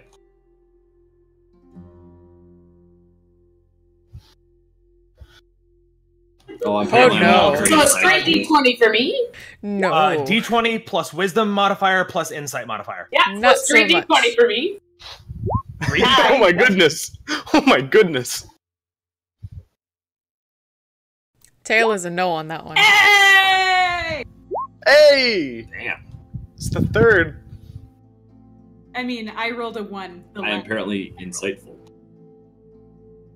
Not Cove insightful, but very close. like a 5%. So Feline does not get it, Moss does not get it, Tail does not get it. Nope. But Cove and Elric, you Just recognize that despite the fact that he just shocked the fuck out of you and you took 3 lightning damage from that, I don't know what that means. you have hit points. You took 3 damage. Like, Oh, my right poor now, the D4. type of damage does not matter. Later on, when you gain, like, resistances for magic items or other things, it might start coming into play. So I'm just going to get into the habit of telling you damage type now. So this is considered lethal or normal? There is no, okay, so in 5e, and this will come up as we go through combat, all damage is lethal except for the last hit. The last hit, if you are doing a melee attack, you can decide, no, it's non-lethal. And then it's just a knockout blow. You cannot do non-lethal damage with a bow. You cannot do non-lethal damage with a spell. You can only do non-lethal damage with a melee weapon. Melee spell attacks, you can do non-lethal as well. Oh yeah, you're right. Melee spell attacks, you can. You're right. As you basically pull a little bit of the energy last second or whatever. Moss so you take 3 damage. Moss will see this aggressive action and back up and snarl a little bit. So what Cove and Elric recognizes, despite the fact that he just shocked the fuck out of you, he does not appear to be on the aggressive. Like he almost appears like that's just a thing that happens. When you shake someone's hand, you shock them. It's what you do. Like he just goes and... That's an interesting culture thing. Can I roll for that culture thing that's like up a wizard's alley? Oh, I shouldn't be shaking people's... Cove, in rapid succession, is going to ask, what are you in Common, Elvish, Primordial, and Draconic? Okay, so you ask in Common, and then he starts to answer, and then you spout off a bunch of gibberish. Sorry. No, he has been speaking in Common this whole time. No. If he responds in Common, then... And he says, I am Dominic Skybolt. I'm sorry, I just love the idea Cove just says a bunch of languages anyway, like, testing the waters. When Elric says that he has a bunch of holy symbols, I always picture the scene in The Mummy with the little Weasley guy that's like, oh my god, Father, thou art in heaven, hallowed be thy name. Yep. Plus you know what? Nice. You know what? Sorry, 3 XP for referencing The Mummy, which I fucking love. No, I love. That's why I put that on my character. Yeah, I love that, and that's what I From picture Benny, every time. I love it. Okay. So sorry, my I was character... with the assumption that he was speaking with like a thick Elvish accent or something like that. He is speaking with an Elvish accent, but does not appear to understand Elvish. And my character will be like, This is because the character had a Russian accent before we decided that Elvish was a Russian accent. So fuck you. This is one of my player characters long before he becomes an adventurer. I love the Russian accent Navy elves. This is the We reason really our game's the best. I actually have made strong Russian like accent Russian elves elves? before. So this is not my first character that did that. All right, so he says in response to Cove's question, I am Dominic Skybolt. Why did you shock him? He will look at you confused and say, we were shaking hands. He did a terrible job. I think that's how they say hello. She's gonna laugh. She's gonna... I'm laughing too, all on the side. I am a bigger man than he is.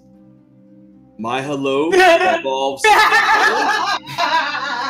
and I didn't feel like burning anyone. Well, okay, just so shook the man's hand correctly. He shook your hand, and then he starts to he steps back. He kind of rubs his forehead and takes off his coat, and he's got a short sleeve tunic on underneath, and his right arm has electrical burn scars all up it. It's like, yeah, he's from your perspective, his right arm is very heavily scarred. Young From man, where are you from? handshakes, I assume. I am. What do you mean? Where am I from? I am from the mountains. Where are we? Seems we don't know. Which mountains? I did. He. TBD mountains. Yeah, no, I am from the Gold Crown Mountains. I am a member of the I am a member of the Storm Spring tribe. The Storm Spring type? Yes, Storm Spring tribe. No, I am a member of the Storm Spring tribe. Can I roll for that? That would be an intelligence history check for anyone who wants to Sure. to roll it.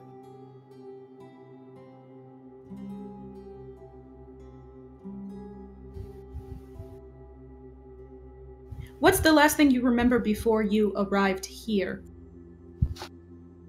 I was actually he kind of looks a little bit ashamed.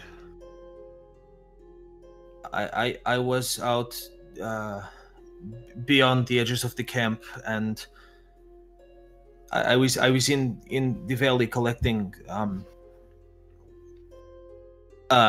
collecting rocks, and I saw a man. He came after me. I don't. And that is what I remember. Okay, so Tail and Elric rolled. You know, both of you can have the Storm Spring Mountain, or the Storm Spring tribe is a tribe traditionally like you know, most barbarian tribes, except instead of their combat prowess being through martial skill, they are universally storm sorcerers. Every single one of them, which is weird. Like even in like heavily sorcerous families, both of you will probably know, there are breaks in the lineage. Like it's pretty rare and it's pretty hard to get universal sorcery. But the stories you've heard of the Stormstring tribe are that they are, every last one of them,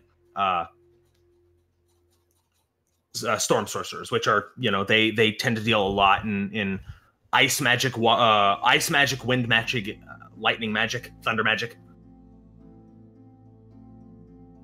At And that I'm point, gonna put a mental note: do not shake hands. at that point, I'm gonna start walking toward Dominic. Was it? Yes. Okay. Dominic. I'm gonna start walking toward Dominic, and I'm going to stop about like a foot or two away and have like kind of a planted stance, keeping my arms folded though, and I'm gonna smile at him and say, "I'd shake your hand, Stormspring, but I don't know how to use the power of storms myself." But he looks a little bit like he doesn't understand what you mean. I don't believe you travel outside the village. As soon as he looks confused, I'm gonna like kind of again. And in like a second, and you start to speak, and he's like, "Oh, you are all outsiders. Of course, I do not. I am sorry." And then he doesn't look at Elric. He just says, "I'm sorry. I did not think of this." I'm going to like brush my hair, but again, kind of sarcastically, very much like go over one of my horns and be like, "What gave it away?"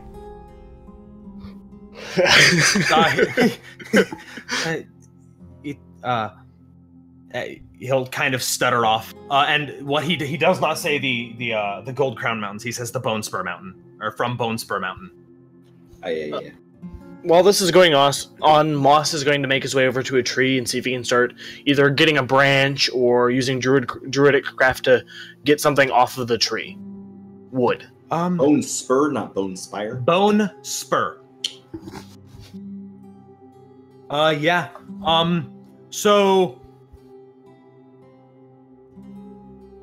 you cast Druidcraft on one of the trees, and it takes a second. Like it feels unnatural. It feels like swimming through pudding instead of water. But you manage to get a small branch off, like to slide down the trunk of the tree, and you can snap it off.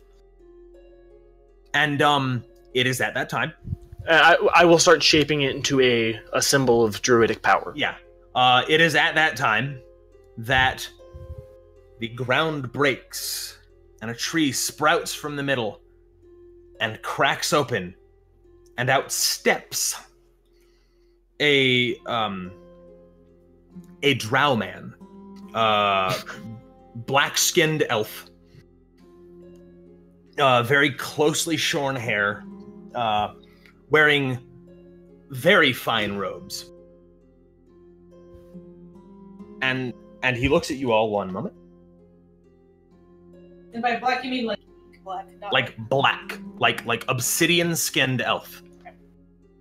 Which are, you would probably fairly well know. These are the elves who have spent generations down Duskside. Did they come with the normal stereotypes of drow, or are they completely different? Completely different. And as you, actually, I apologize.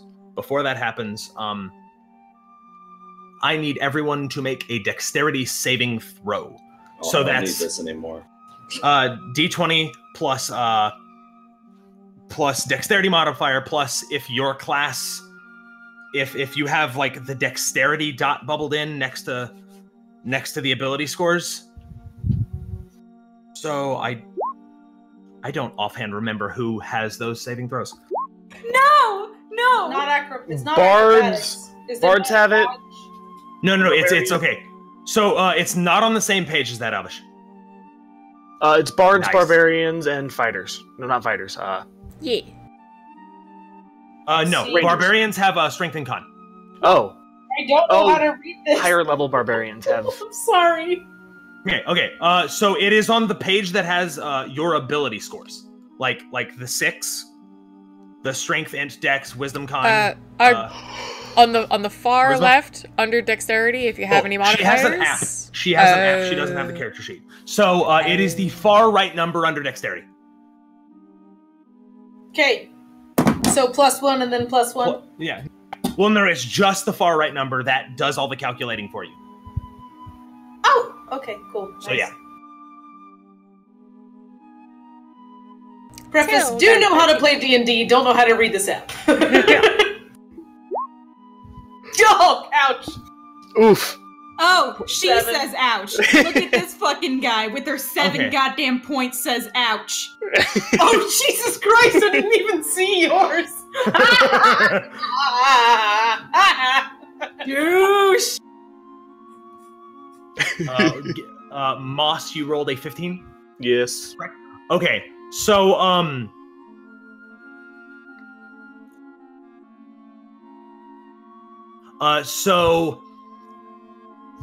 and this was just out of curiosity. This is not actually going to have any real impact. So before the tree sprouts open, and this was my bad, the ground sprouts beneath each of you, and vines reach up and grab and wrap around each of you, binding you, like keeping your arms. Moss, you sense the flow of nature magic changing, and you manage to step out of the way. Tail, you just hear the creaking, and you've seen this happen enough times that you're like, oh shit, it's beneath me. And you just barely dodge out of the way. But it doesn't really help either of you. Because after the rest of the people are grabbed, it sprouts, another one sprouts beneath each of you. And if you succeed again, it sprouts beneath you, and they will keep happening until it's got you. And after each of you are grabbed, it will drag you through the grass into a line. A nice single file line facing towards the center. And the tree in the middle will sprout, and out will step this drow man. I think I could And- use a 2-minute break myself. So Yeah, I think and this I would was be going to good. say, and with that, Same. we're going to take a break. All right. Yeah, so we're going to take just a 2-minute or so break so everyone can run off for a second. Everybody who's watching in the chat, you can go ahead and, if you have questions for us about this game, our characters, the setting, any of those fun things, definitely go ahead and post those questions. We'll be happy to answer. I'm the only one here right now, but when people come back, they'll answer as well. And yeah, tell us how you're doing. Tell us, even what your D&D experience is. Are you newer to it? Are you all have you played a lot? That sort of thing. How does it feel to be playing a game of D&D finally? It's awesome. Like I mentioned earlier in chat, I've played D&D a couple other times before, but it was they were usually campaigns that were supposed to take off. So we started a prepping scenario. We were just a group being attacked by bandits, so we could get a good feel for our group and where the story was going to be going.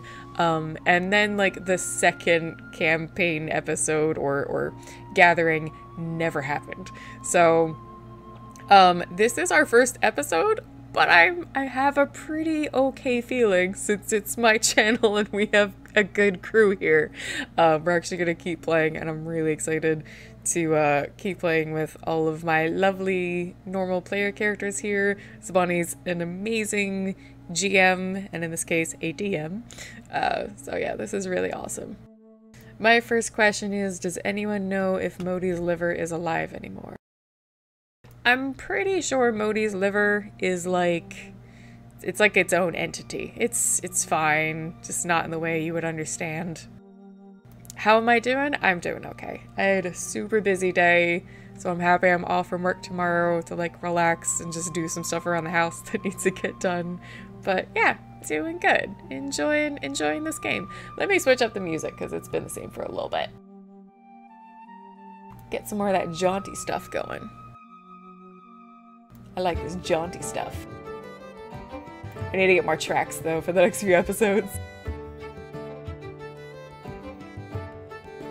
Alright, you people talk, because I have to go to the bathroom. Okay. Hello. I've got snacks. I was very hungry. Hello, everybody. How's it going? I play a character on TV. On TV? On Sure TV. about that. You sure about that? Stream.tv. Twitch.tv. You got me there. You got me there. Yeah. Alright. Point one for you. Only point one. Alright. So, you getting called out there, Gabe. Yeah, I'm quite fabulous. Fair enough. It's the clean-shaven look. I just don't think the camera's picking it up. My face is super scruffy. I Me don't too. I don't shave. I Yeah, me use too. I don't shave an either. electric buzzer that doesn't cut the hair well at all. I can't use an electric buzzer. I destroy them. It's true, he does. They literally die. I want to grow out facial hair. You know what's mostly under our sinks? Drano. Lots and lots of Drano. You know how I trim this beard when I do need to? Other than scissors, I have to use the trimmers that they use to cut, your head hair with. Mhm. That's what I use on my face. I want to grow out Yes, facial yeah. hair, but it's super patchy. I've got 3 or 4 different colors in my facial hair, and it just doesn't look good at all after 2 weeks of growing, so it's not even worth it. You just don't. It's because I'm So super with- young. So Modi just asked a question. Oh, Modi. So with the rest of the players, fuck, marry, kill. Wow, it's been 5 minutes. We've only known each other 5 minutes. We don't know each other at all. So with the rest of the players. The players? Oh, Oh, I'm kill the draft, I guess. Oh gosh. Have a beard off? No, there's no challenge. You can't grow anything here. So, gosh. What about me? Fuck at the moment. God, Modi, it's way damn soon. I've only been here for 5 minutes, so let's see. Fuck, yes. Marry, if they're rich, and kill if they're rich and I can keep the money. That is, I think he won. I think he got all the right answers, so. I don't know what else you're supposed to say after that. No, I don't think our characters even know all of our names yet. No, you definitely do not. Nope. I mean, I'm the bard, so I'd probably do all 3 somehow.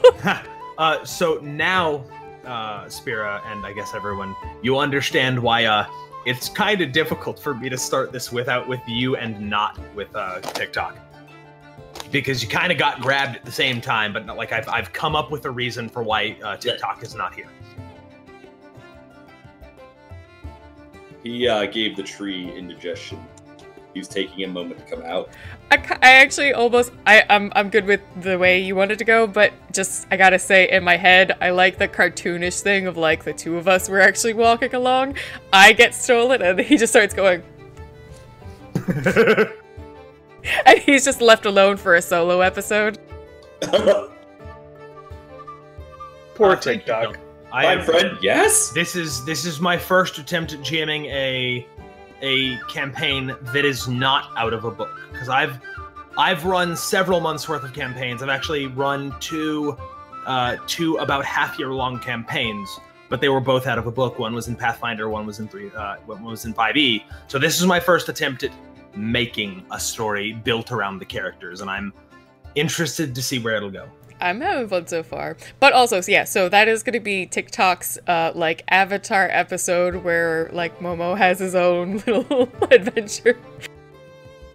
TikTok's adventure, I can see it as a Miyazaki film right now. Oh, yeah. By the way, can I get shout out to Modi for buying me and Art these mugs. Modi and Nice. His wife, Zydrate. These things are amazing, and I love that they have the name of the pub from the Shire in it. Like, Nice. that kicks ass. Nice. The Green Dragon, yes. They should be Hobbit-sized. By next This I episode... is am Hobbit Hobbit Common sized. Heights. Excuse me.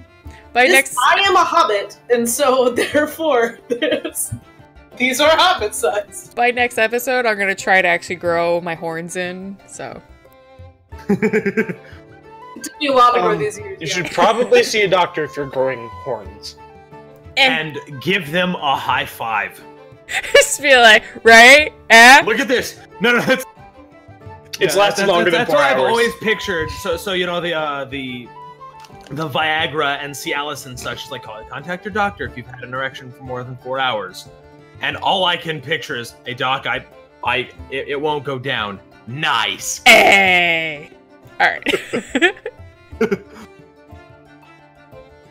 Yeah, but this was definitely my attempt, because I didn't just want it to be, you're all in a tavern. Not to mention, every single one of my characters is a snowflake, and I could not reasonably think why there would be a tiefling, a weird lizard folk, a genasi, and an Eladrin, and Eldrick is doing things in a bar. Like, that doesn't make sense to me, so I had to come up with a reason why you would be gathered together, because I think this is great. I'm all for the you all wake up naked in a room and you don't know how you got there scenario, but like, you know, you changed it up enough that I'm actually like, yeah.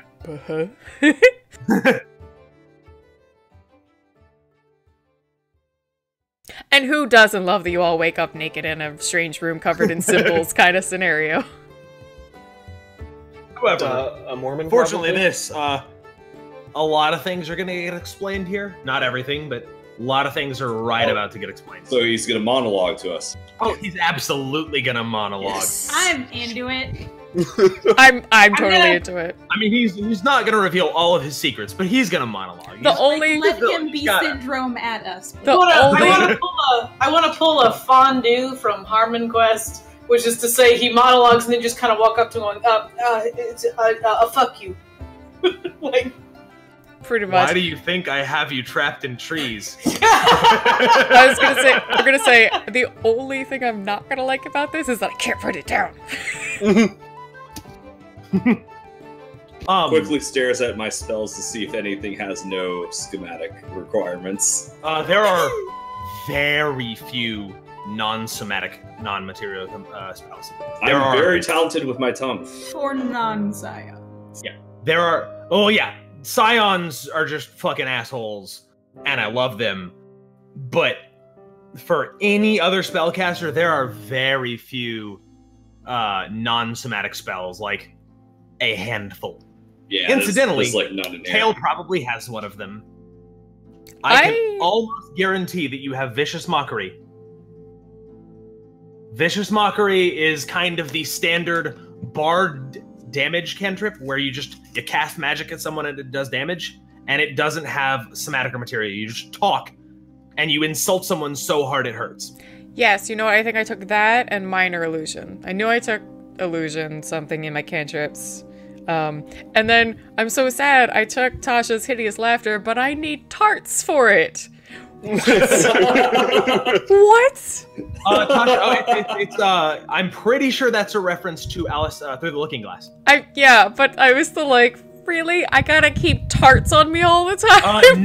No. So when you have your instrument on you, you don't need to keep tarts on you. It's if you have your casting focus, you don't need these things. These are like if you're without your casting focus, or if you're one of those casters that just has a spell casting pouch, where it's like I pull out, bat guano and a piece of string, and that's what that's for. Can I make a mud pie with acorns and just say it's a tart?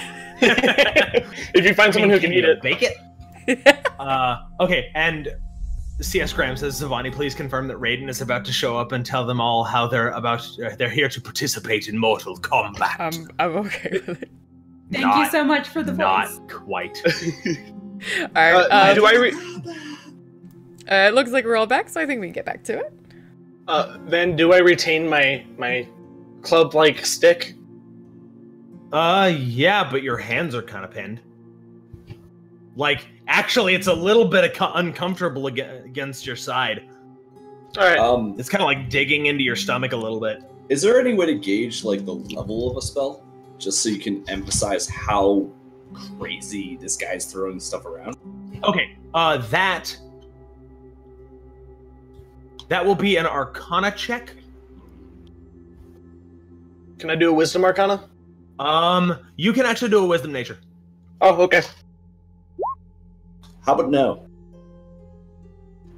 But I know it's quote-unquote powerful enough to constantly, spontaneously make spells. So I don't know what that gives me. I rolled a no. 9. Yeah, neither of you really understand what just happened. Neither of you recognize the spell that he is casting, so... But... it is very similar in nature to this tree spitting you out thing that you've seen a couple times now. So it is similar in nature. Right. So, whatever you get out of that. Sorry, what was the roll? The roll? To figure out what the heck he even did? That is an intelligence arcana or an intelligence nature for you. Probably intelligence arcana for you. Okay. Like, because you're an arcane caster even if you cast weird shit. Yep.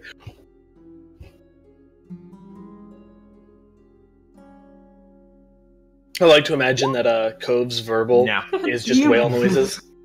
Nah, you have no idea. This is magical in nature. It probably wasn't natural. Like this just doesn't happen in the wild. It does in some animes. Stop. Yeah, we're not playing BESM right now. Okay, so he this man steps out of this tree very gracefully and begins to speak.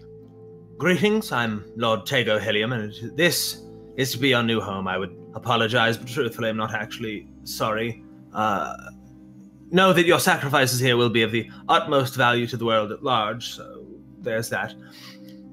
You will likely have already noticed I have relieved you of all of your belongings beside your clothes. I'm not a monster after all. That being said, I would advise you not to try anything. And he kind of looks at Thaleen when he says that. Or try it. Yeah, go ahead.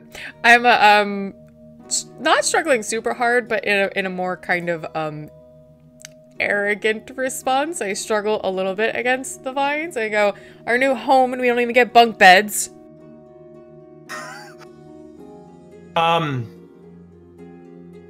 He will, as you start to struggle, he will flex his fingers a little bit towards the ground, and anyone who did a check for the magic that he was doing can try again, because now you're seeing it actively cast.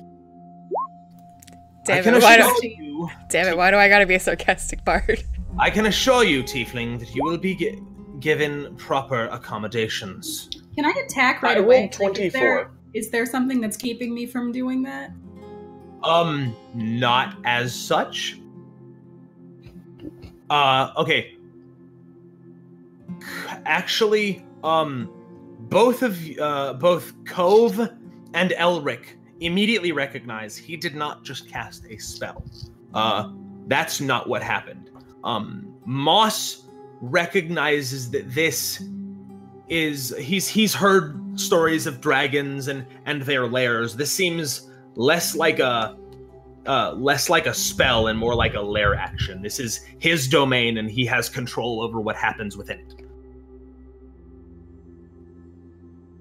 Okay, so can I attack now? Because I yeah, don't you like certainly listening can. to him talk.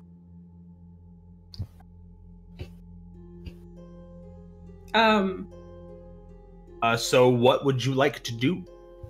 I would like to desiccate him. Okay. How does that even? Fancy.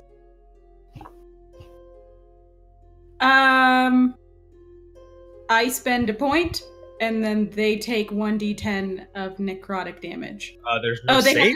have to make a Constitution. I was like, so that is just between you and him.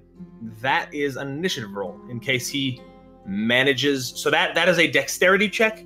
You do not add your proficiency modifier. Okay, so just dexterity? Yeah, d20 plus dexterity. Okay.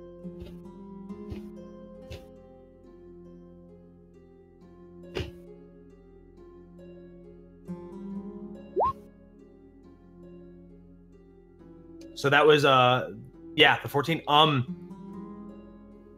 Plus his modifier, which I did not add. He goes first. And he sees you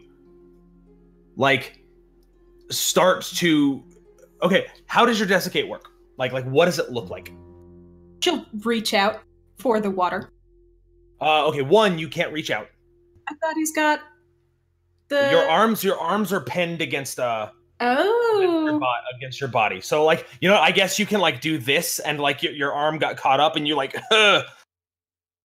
Sure. Yeah. And he sees you do that. And he freaks out, takes a couple steps back, puts his hand out toward you, and the tree twists and slams you into the ground face first.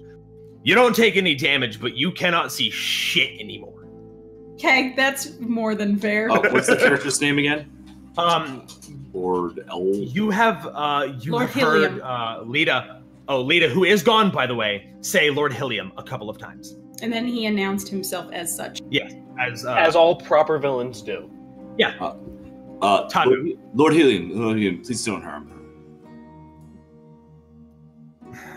There is a muffled, angry sound from...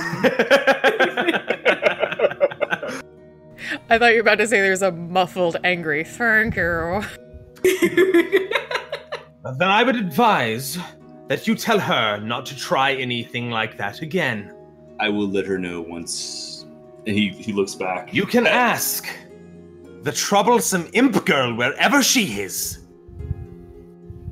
What happens to those who try to defy me in my home? I'm sure she's around here somewhere, but you will find that it is quite a bad idea.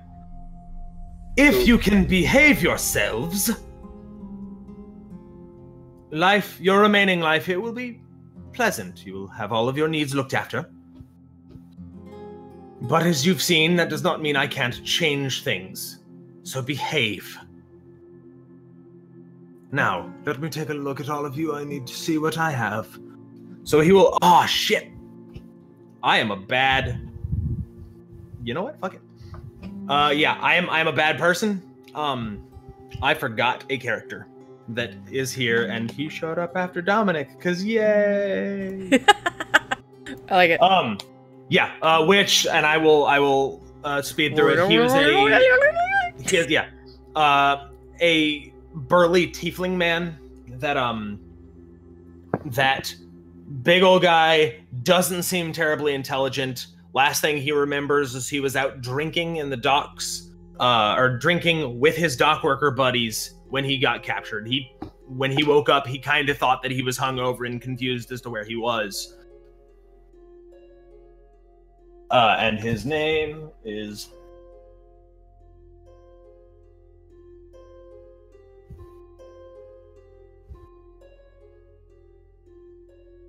And this is me learning how to be better organized as a DM, because that's a thing I need to do.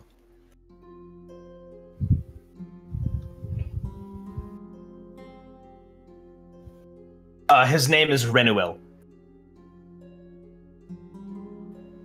So the kid was, what's his name again? Dominic. And Renuel is a half-elf tiefling, so he has elven and human features, but he is a tiefling, so that kind of takes precedence when you refer to his race. And his name was, sorry. Renuel.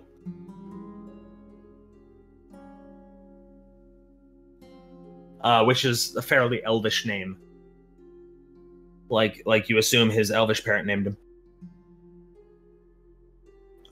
So, that being said, I apologize for that. He approaches the two tieflings. Says, yes, pair of tieflings, that's better than I expected. I wasn't looking for them, but can always use them. He will take a step over and approach Haran, the green dragonborn, who before he starts examining him says, Lord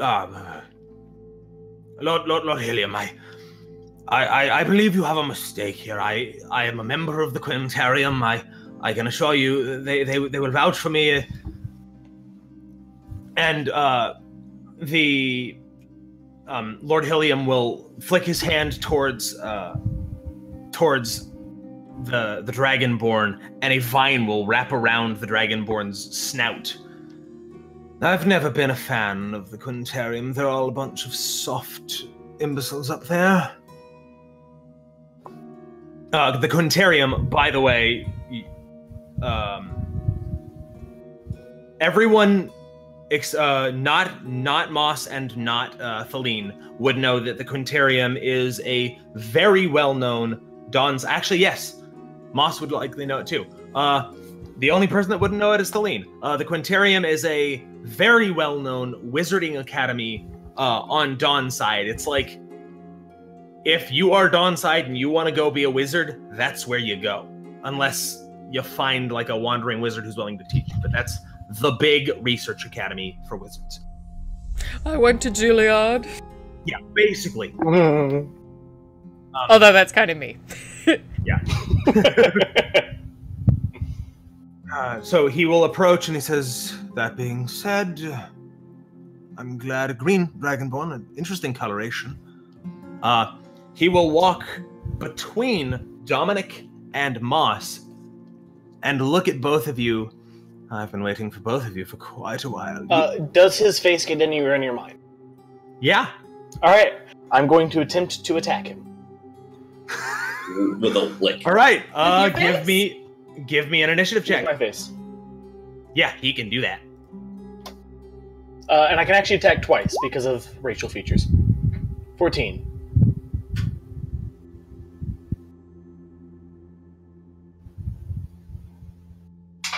As a player, I regret this. That's I what feel you. I Cove from the floor feels Not you quite. too. He just barely gets you, and you get the same treatment. Yeah, I keep thinking, I have charm person. I'm not doing it, at least yet. But yeah. I suppose I'm going to take you before I take him. And you're the last of your kind. To my knowledge, shame, isn't it?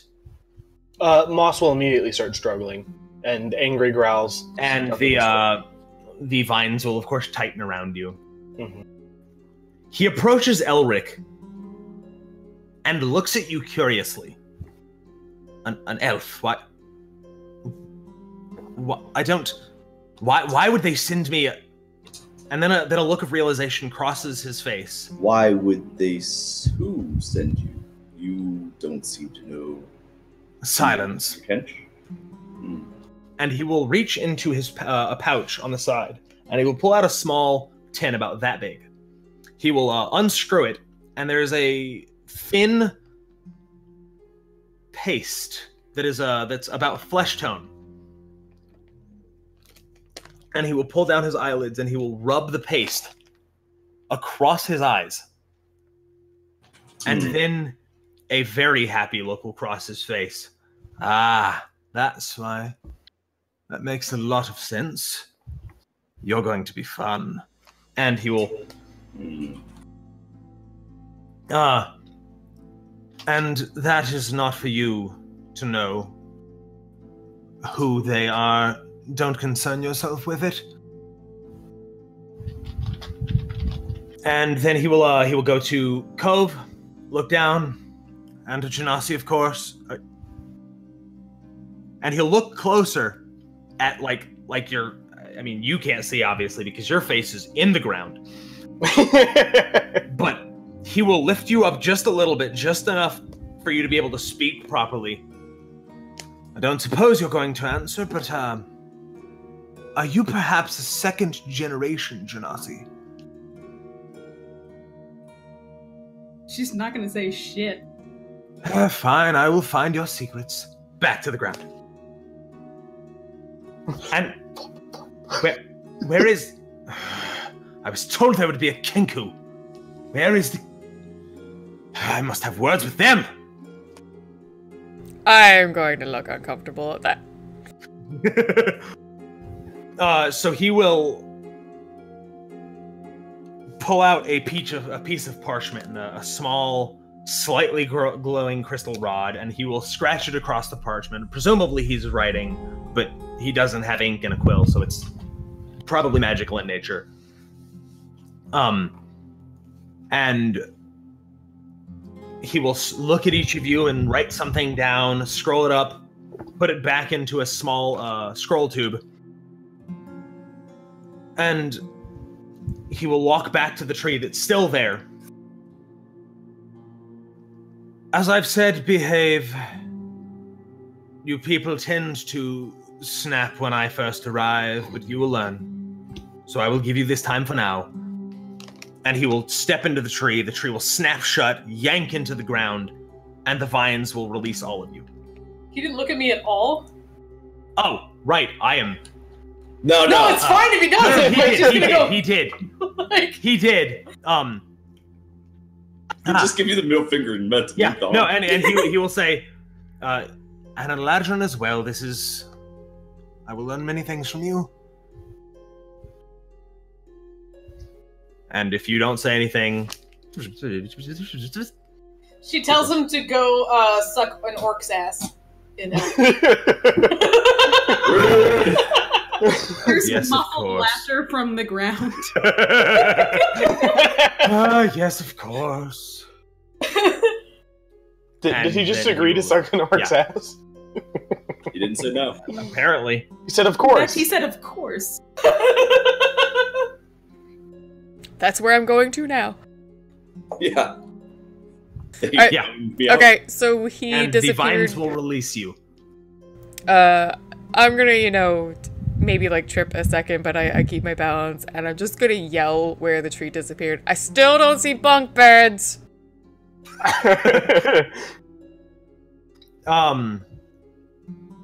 At that, from over towards the opposite side of this this clearing, a collection of leaves, like big, giant, like person-sized leaves, will sprout from the ground, and like at a little bit of an angle, like sticking up from the ground, and then like Hammocks. couple feet above the ground. Yeah, hammockish.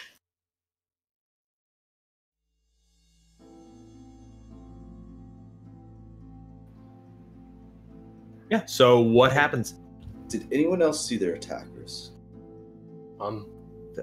Gnomish woman, black armor, fireball on. Where was the fireball? It was on her left breast. Irish man, Irish. black leather. I didn't see a fireball, but can I roll on that? Is that a Give call me, to- and this is give me and just a straight intelligence check at disadvantage. So disadvantages roll 2d20, and the lower one is your result. 7 + 4, 11. It all happened too fast. No, but the firebolt that he just specified. Yeah, it all happened too fast. You don't specifically remember a fireball. No, but based on the fireball information I just got. You're trying to know what that means. Ah, yeah. Then that is an intelligence history check. Okay.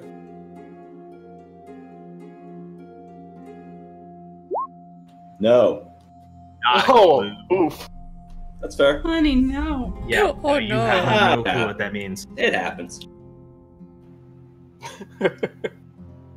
Well, no, that's consistent. Did anyone else see someone black leather? Yeah. Oh, okay. Oh, it was just talking to you. I'm afraid I didn't see who or what grabbed me. It was pretty sudden. Was crossbow bolt. Crossbow bolt here too. He side of his.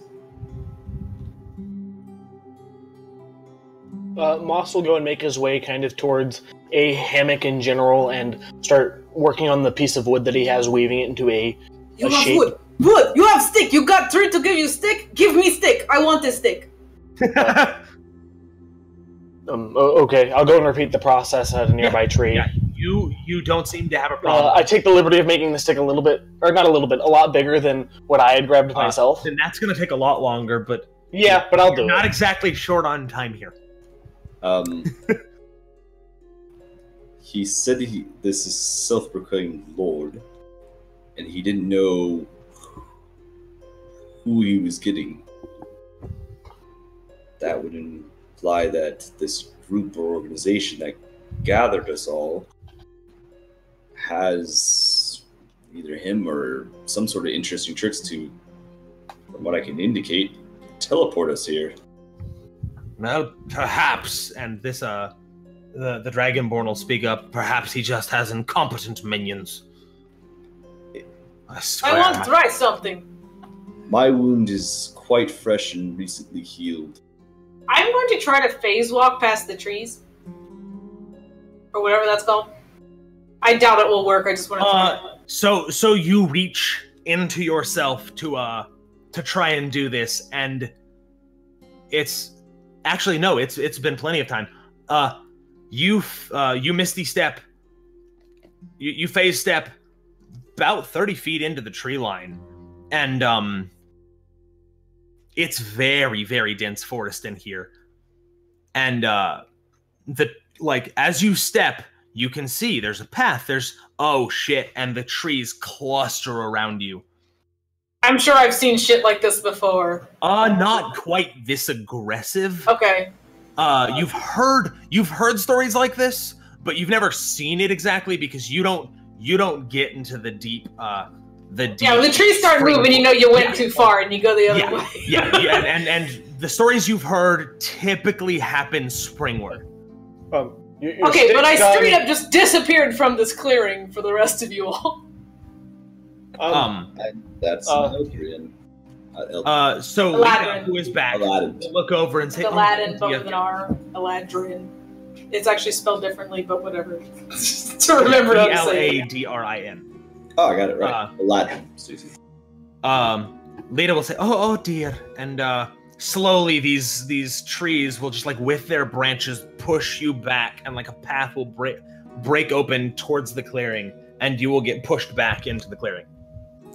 She looks mad. He'll walk, or Boss will walk over and hand you a stick, a very large one. Did you say? Starts like trying. Did you say like last minute another tiefling showed up?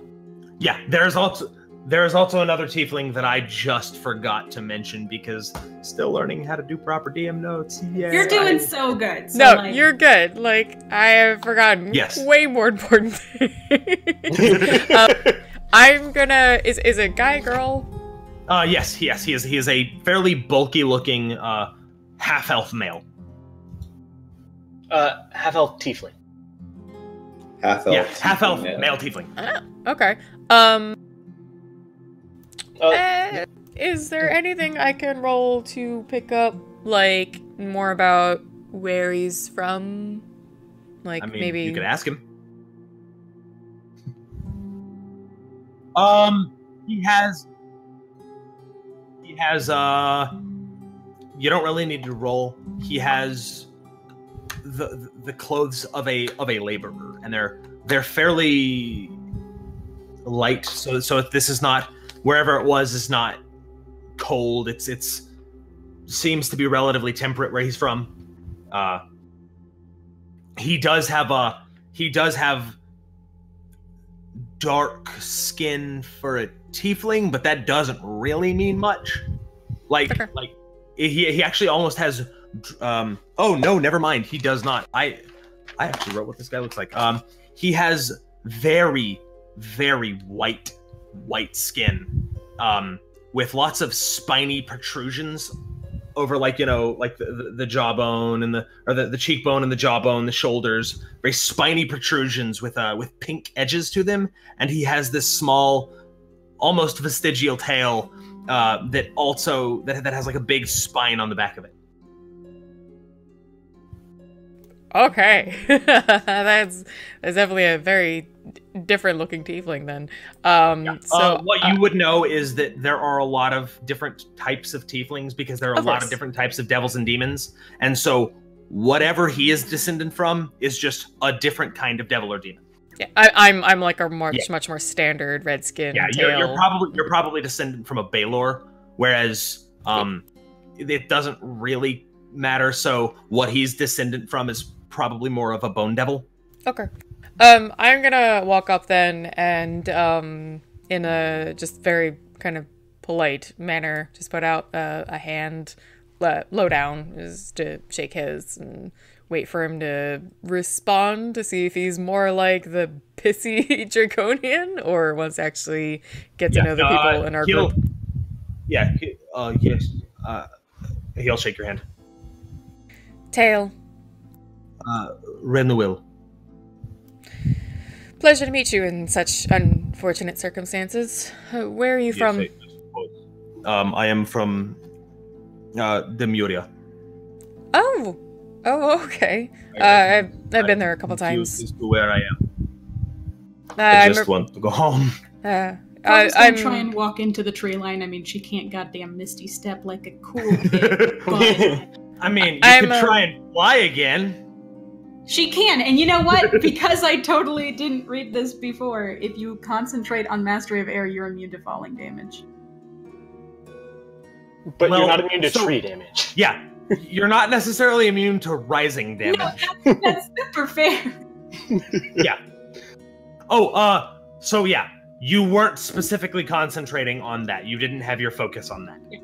So as a note, concentration is not the same thing as focus. They're two different mechanical things. You're the only one who has focus. All the spell tech casters have concentration. Focus is a passive thing that happens in the back of your mind. Concentration is an active thing that you have to keep working on, and if you get like hit or like jostled too hard, you might drop it. But focus cannot go away. That is just what you get for being a scion. Okie doke. Just so you know. Hey, let me get right up there. Yeah.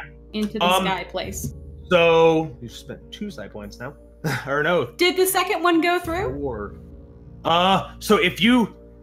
No, because you did not succeed on initiative, so you didn't have the chance. So I've spent a single point. Yeah, you did 1.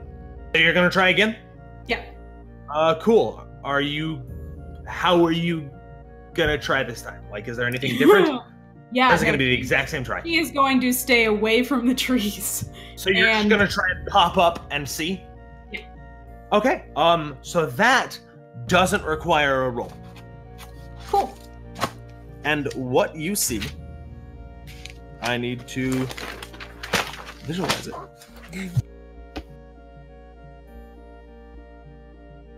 Give me a wisdom perception check. Can do.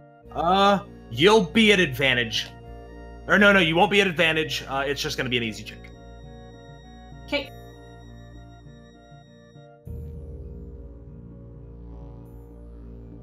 So I have a question. Okay, so the modifier on wisdom is 3, but I also have a little dot on the wisdom thing. Does that do anything? That is your wisdom saving throw. That is when someone tries to control your mind, and that's usually what wisdom saving throws are for, are like mind control type abilities. So charm person, Tasha's hideous laughter is probably anything that fucks with your mind is a wisdom saving throw. Okay, got it. As she's rolling, I was just gonna say that like I tell the other tiefling that I'm more from the Red Hollow area, and then spend a lot of time in White Tide. Yes, I have until now apparently never left Demuria. It is very bright because this, like, when you first saw him, he was like, "What is going on with this brightness?" Colleen finally gets pushed back out of the trees, and he says it's very bright, and she goes, "Yes!" What was his name again? Renuil. Okay. Renuil. I literally spelled it Ran-O-Will. Yeah.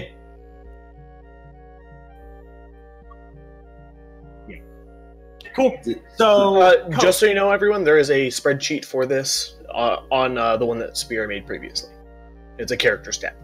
Yeah. So, Cove, what you see when you kind of...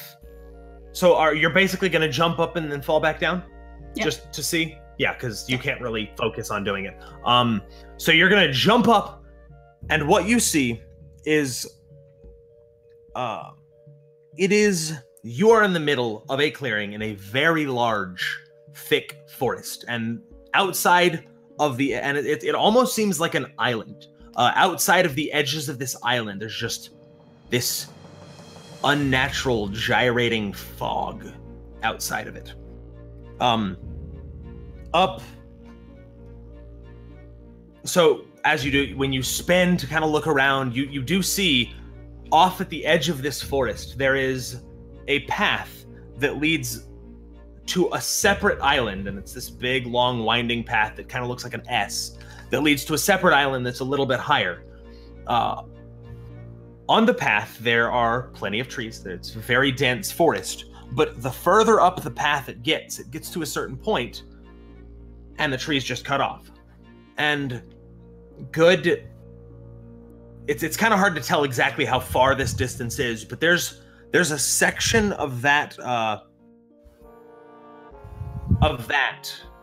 path where the trees are not the same color. They're not the bright, vivid greens that trees should be. They're very dark and black, and it's kind of hard to tell with the split second that you see, but they're very dark and black.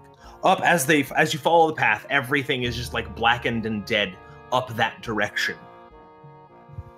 But up at the other island, it is just a less dense forest of blackened, dead-looking trees with a lake in the middle of this island and a path leading up to a castle that appears to be made out of trees. Like, not made out of wood, made out of actual trees that have grown and woven together into this massive castle. Sitting on a pillar in the middle of this lake that has a bridge leading to it and that's what you see as you fall down. And there's fog all the way around both of these islands. All right. Yeah, no. So Thaleen got some bark earlier when she was beating the shit out of some trees. Uh-huh. She is going to, as soon as she slams back down, runs over, grabs some of that bark, and then starts sketching into the ground what she's seen and in what direction. Yeah. Okay, so I will give you that map later. Didn't expect you to get it today, so I don't have it digitized. I can kind of show you a little, like a vaguely sketched out thing, what you see. Sure.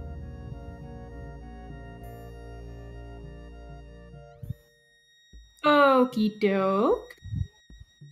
That's where we are? Where you... Yeah, you are, I have push to talk on the bottom island down there. That's where you are. This path, and then this is where the castle is up here. And I will get you a better version of that map later. Does anyone have... sorry. Does anyone have any way to cut anything? She'll turn to him. I might, but I don't know how effective it would work. What were we asking to cut? Why? Lita will actually speak up. Why? So he'll take off his belt, and he's like, Mituru opponents. Oh. No, you just it is a bad idea to fight him. Your lives will be easier if you... This is not fighting, this is just for shield. Lita, have you been to the other island? Yes. No, actually, no, it is far too corrupted, that direction. I cannot travel through the woods there. Fine, corrupted. It's black. It's death. As you say, define corrupted, there is a force, an unholy nature to the trees. The further towards the castle you get. And is that the Trow's doing? I cannot say for certain, but I do not believe it is his directly.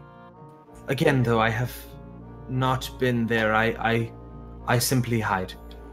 What happens to the other people? They go. They disappear. They do not come back. They go and they disappear, but don't resist. Right. Oh, some do.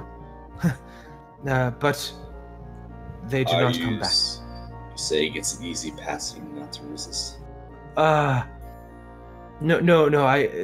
When people only leave when they are taken. The only time people easy have... passing. Yeah. And if there's an escape route in that direction? Escape. I do not know of escape. The only time we have tried to fight back, things ended very badly.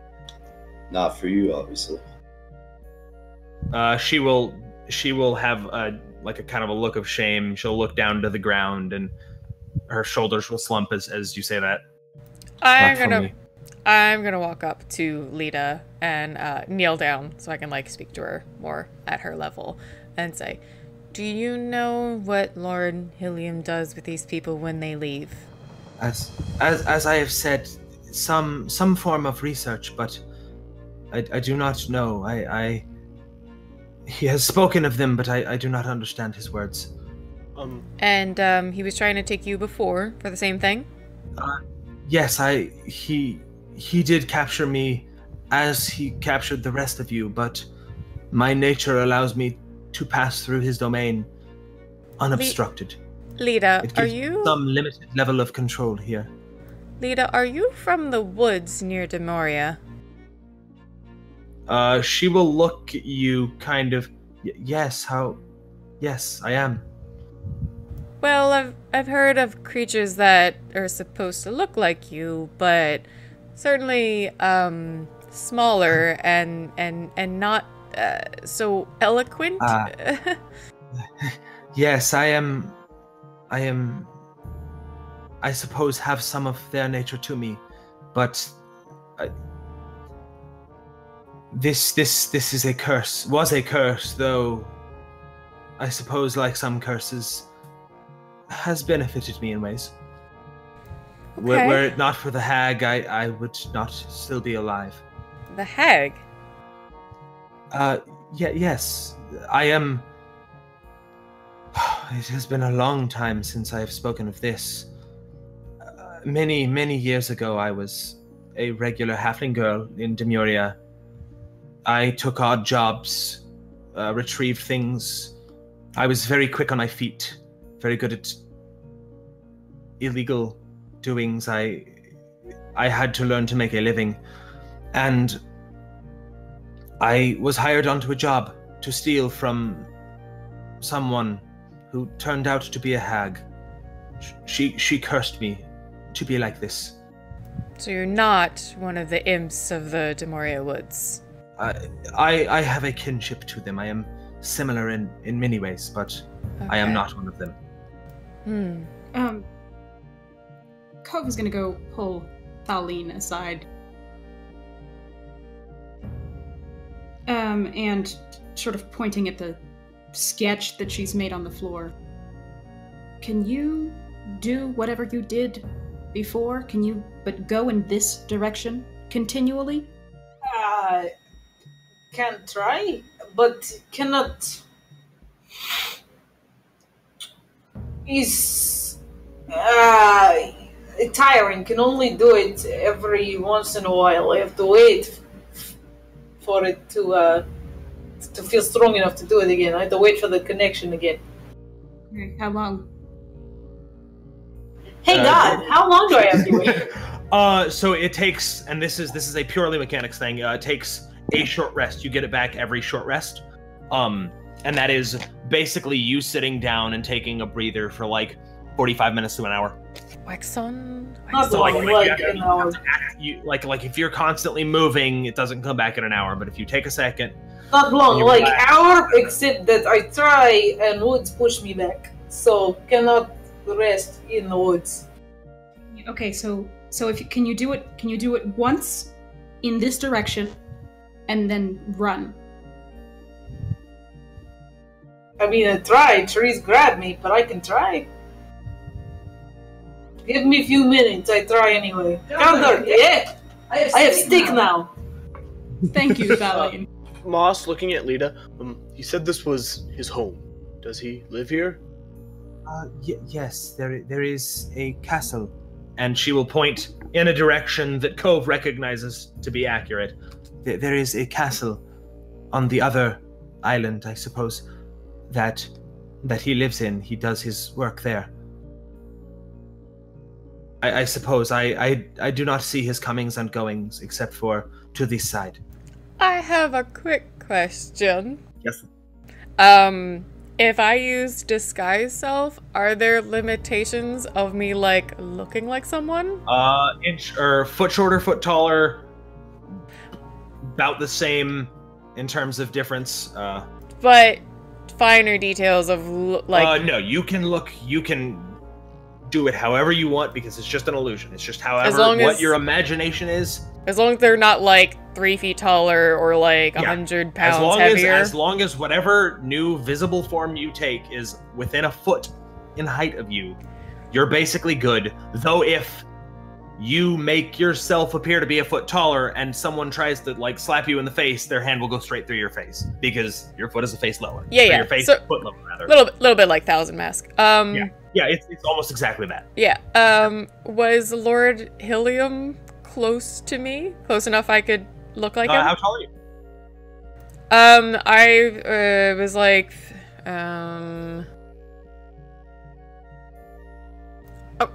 so I was thinking like maybe close to 5'10", but like I have more slightly goat legs, so I can crouch a little. Yeah, no, he was actually a little bit taller than you, not by too much. Okay. Elves tend to be a little bit shorter than humans. Mm-hmm. So he was a little bit taller than you, but not by much, so firmly within the realm of disguise self. Okay.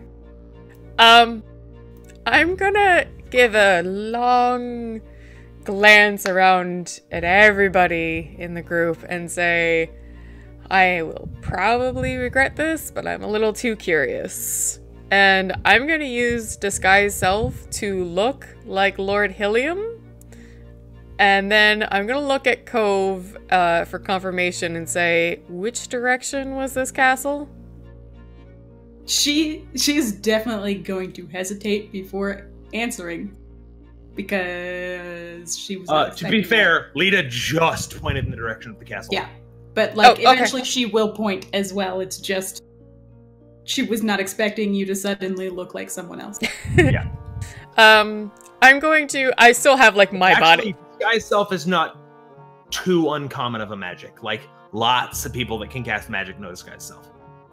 So that's why, like, up higher, like kings and stuff, there are lots of make sure you are who you say you are procedures, because any fucking wizard can learn Disguise Self. It's like, it's I mean, I'm trivial for a level wizard to learn 1, it. so Yeah. Still, like all It's a she's level done one. as a bard is say hi and be Yeah, that's fair. snarky sassy. Oh yeah, lady. that's totally fair. Yeah, She went from tiefling to I was gonna say I totally have the same body language. I roll my eyes because I know I'm probably gonna get punched by the trees, but I'm just like I'm gonna try this. A little short. So I start Is what he'll say. You're a little short. then I will because I have that slightly like goat leg thing. I'll try and like stretch myself up an inch or two. And then I'm gonna walk toward the tree line in the direction of the castle and see if I can pass. Nope, it does not seem to be based on sight. Okay. So the second the trees start bunching, I'm gonna even back off because I don't want to get swatted by some whomping willow shit. No one's actually gotten swatted yet. No, the trees have not acted aggressively yet. No, that's fair. That's fair. But I don't want to be Ron Weasley's car. So I swatted myself technically. So. Yeah. I'm gonna back up and drop my disguise. Yeah. And then return to the group. Yeah. That's pretty good, Dale. Thanks. Didn't do anything, but That was smart. That's actually a great idea. How are they registering who is who? it's gotta be. I mean, it's his domain, so it was just a shot in the dark. I figured it would probably be something a bit stronger than just the way he looks, but why not try? This is maybe the stupidest idea I have ever thought of, but have we tried digging? I'm gonna turn immediately to Lita. Again, I do not. The last time we fought against him, bad things happened. I do not think that it, Okay. she will start Shush. Against him. How dangerous is it to work against this land other than the trees? he is this land. This. Okay. But He seems a little nervous freeing this land. I was gonna look to Moss. Can you make a shovel? Would that be within the realm of possibility, Mr.? It would take a while, but again, you're made of time here. Yeah. It would take a long time, but yes. Please and thank you. Lita, as you start, though, Lita will be. I do not believe. This is a bad decision to fight against him, but if you insist, do you think perhaps you could do something against him? No, until we try. We can do it, Lita. No, and incidentally, Haran and Renuel are. Haran's gonna be. I can't do anything. I might be a wizard, but. Shut up, Haran. Shut up. You're a wizard from Quatarium, are you not? Yes. And you just give up? I am not a combative wizard. I am not one of those adventurous. Thank goodness. I am a theorist. We're gonna So get how out. do you So theorize stop yourself being out of here? pessimistic, Haran. Surely the Quintarium will contact this man. That is a terrible theory.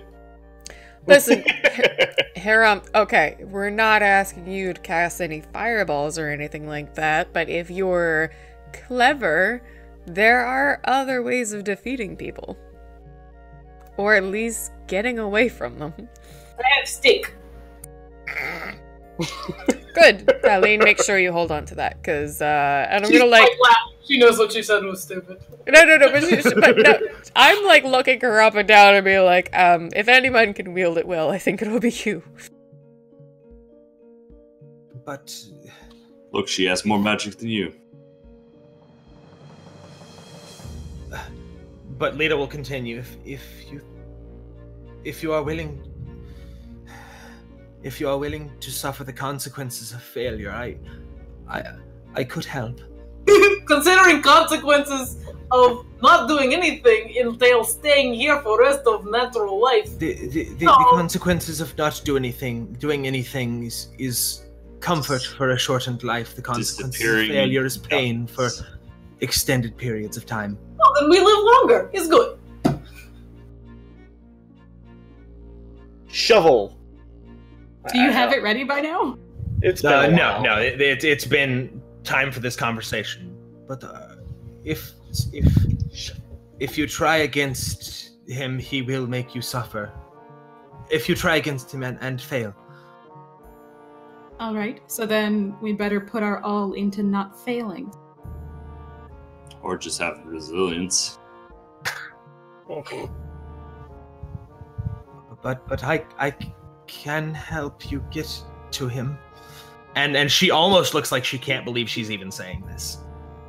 That would be amazing. So you can I just cannot remember her name anymore. part the trees. Lita. We should Yes. prepare first, to be You sure. can part the trees. Yes, but as I have said the last time that I tried something like this, I had to watch. Everyone die. Gotcha. And yeah, she doesn't finish, and she just closes her eyes and starts shaking a little bit. Then hide, and we'll get you when he's gone. I'm still, like, knelt near her, I believe, so I'm gonna put a hand, like, over her shoulder. What is what's his name been doing? Dominic. He's been very quiet. Dominic, yeah, he is a kid surrounded by Who handshakes hard? strong and powerful. Yeah, he handshakes real hard.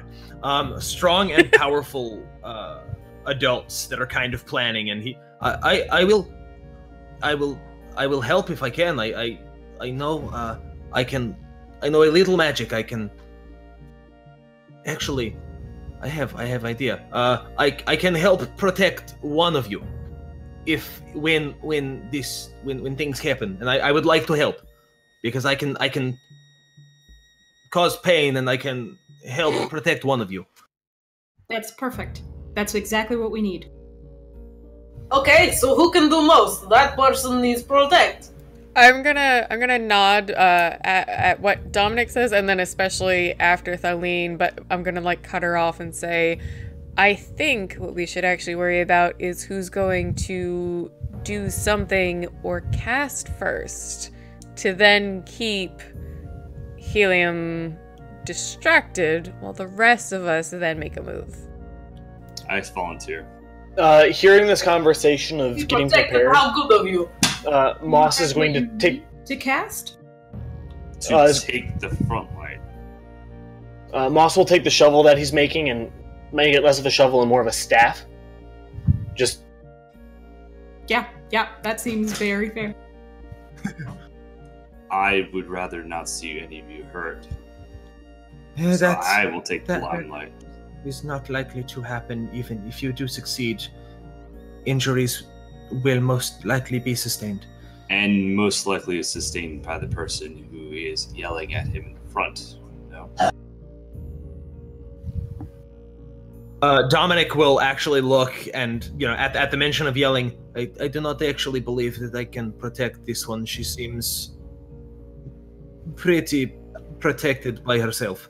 I But don't I mean might. her, I mean myself. If I distract him, so you guys can do whatever we plan. Eldrick, how exactly do you plan on distracting?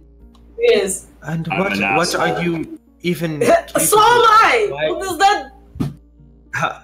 And Lita, how will you even assist better than? She points at Haran, who's off in the corner sulking again.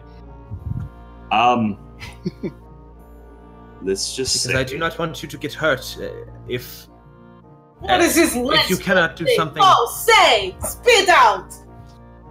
Colleen, Like- you need to be patient right now. The woman is trying to help us. If you can't listen, then Oh, go not her, somewhere. him. She's fine. Oh, well, never mind.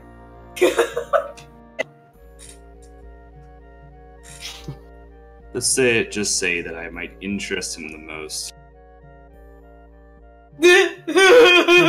Let's just say I am the most interesting person here. But I'm very humble about it. It's fine. Yeah, We need something a little bit more than that, Eldrick. Just a tad. I feel very confident now, though. Like, thank you. You very reassured me, yes. okay. What would you do if you're confronted with a man who can't get anywhere close to? Are you going to hit him with the stick? Yes, that's what I have. Okay, yeah. Hitting with the stick. That's her argument right now. Oh no, first I disappear behind him and then hit him with stick. See, it's two-step Very plan. cunning plan. It's better than one-step plan of I am interesting. I know I made the suggestion that Dominic here protects the first person involved, but I could potentially distract, and I'm going to make like a hand gesture, meaning like not just with words, like I can distract. And then the next person makes the actual first move, Dominic protects them, the rest go in order. How about we give protection to the person who Yes, you know, I do not Protect. need. I can protect before we get there. There is. I can imbue your skin with thunder. It pushes attacks away. Well, good, but Never mind, give that to the woman with the stick. No. Again, I do not think it would help her much, if any. It- So give it to the person who it would help It the helps. most. It helps best with fast, quick, but otherwise not armor. Alright. Is a magical armor.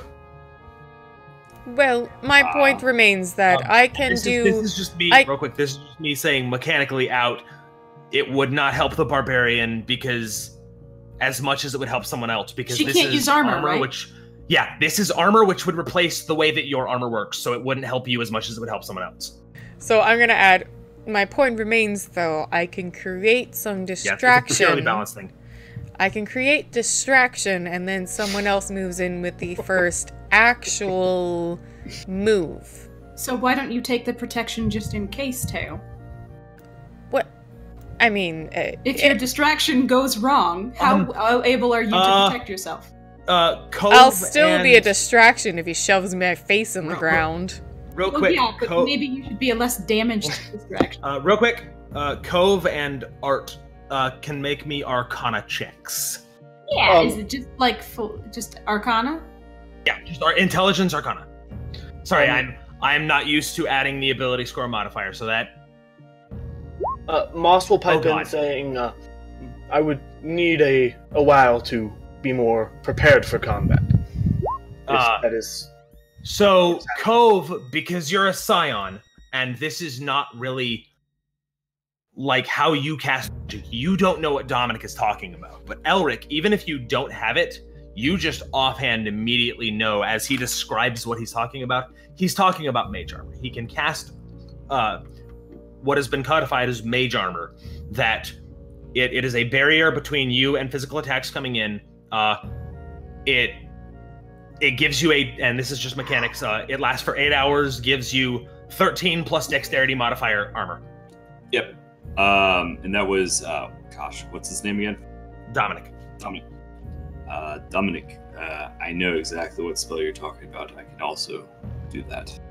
Well, I can cast it on one of you. I have not mastered yet. I can do it one time. I can do it a couple times. That's why I have, and he jingles the belt, required someone to cut this. Else it's just one use. Mage armor, if it doesn't say it consumes on use, it doesn't consume it. So it just says so it doesn't. Yeah, it does not consume. It will say consumes on use. Some spells will specifically says consumed when it is used.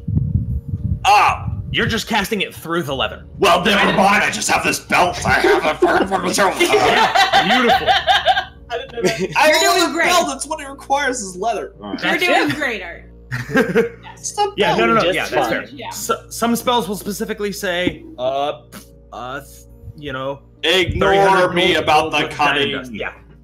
Yeah, no, it's cool. Alright. I think you can cast it on other people too, right? Yes, you can. It's not. That is why Dominic is offering, because he knows he can cast it outward. I can also do what you're saying, Dominic. Then we can protect many. We can protect many. Though again, I can only cast it one time. So, How many times can I cast it? I have no idea. How many first level? Your first level, I believe. Yep. Yes. 2 spell slots. Is that I have to choose, or I just do whatever I want? Yeah. So you have intelligence modifier plus 1 spells prepared, and you can put any of those spells. Huh? 5. Your Based on intelligence what you just modifier is said. not 4. I thought I was 4. You don't. Not at Wait. first level. You don't. Wait, You have a plus 3. let me double check. So you can prepare 4 spells a day, and you have 2 slots that you can push those spells through. Oh, weird. It has a dot and says 4 there, but I have a plus 3. Whatever. I don't know what's going on. All right. Okay, that is your saving throw. Ah, That is I've been will totally using save. that as my totals. Yeah. That I'm means sorry. 2. All right. I'm a plus 3. Excuse So me. your save would be 5 then. Yeah. So that's weird. Okay, we'll Look over it later. Yeah, we'll figure it out. But yeah, you can cast it, or you can cast 2 spells per day, and you can put any of the prepared spells through those 2 spell slots. So it's not like you have to prepare 1 grease and 2 major armors in a day. It doesn't work that way. You prepare, and then you can cast any number of any combination of those spells with your spell slots. Zips? Yeah. Did you see my Discord?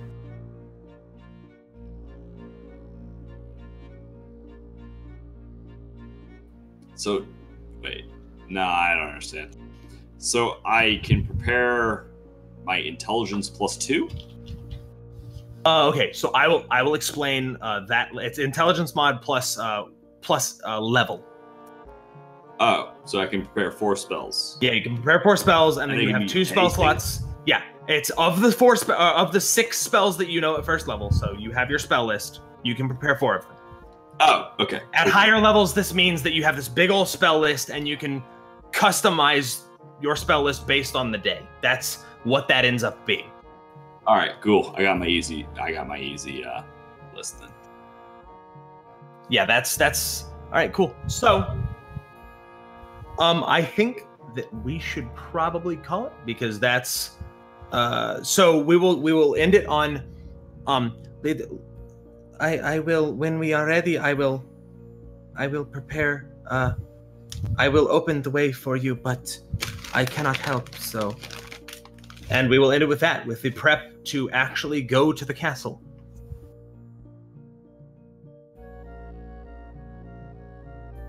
Yeah. Yeah. And we will end on that. Awesome. Until All next week. right. So thank you, Zabani, for being a super awesome DM. I know you kept saying this is your first time doing a A home build campaign. yes, and I'm fucking loving it. Sorry if I was muted for a second. Anyway, yeah, fucking loving this game so far. This is really fun, and I'm so excited to explore a world we built that's way cooler than just, like, opening a book and being like, alright, I don't know any of this shit. I actually know where these places are, because we wrote them. But yeah, so, thank you to everybody. Oh, thanks for the bits, Satyr Cat Online. But also, thank you to everybody who comes out and watches us live. Thank you to everybody who watches us on YouTube. If you watch us on YouTube, please give us a subscribe. We're really looking to boost those numbers up since YouTube changed a couple things recently. But yeah, no, thank you to everyone who watches us and hangs out. What? We just hit the halfway point on that, did we not? Yeah, we just hit 500 and we need 1,000. So if you like us, you like watching our videos and everything like that, hit that subscribe button. I didn't want to have to say that phrase, but it happens. It's necessary at this point.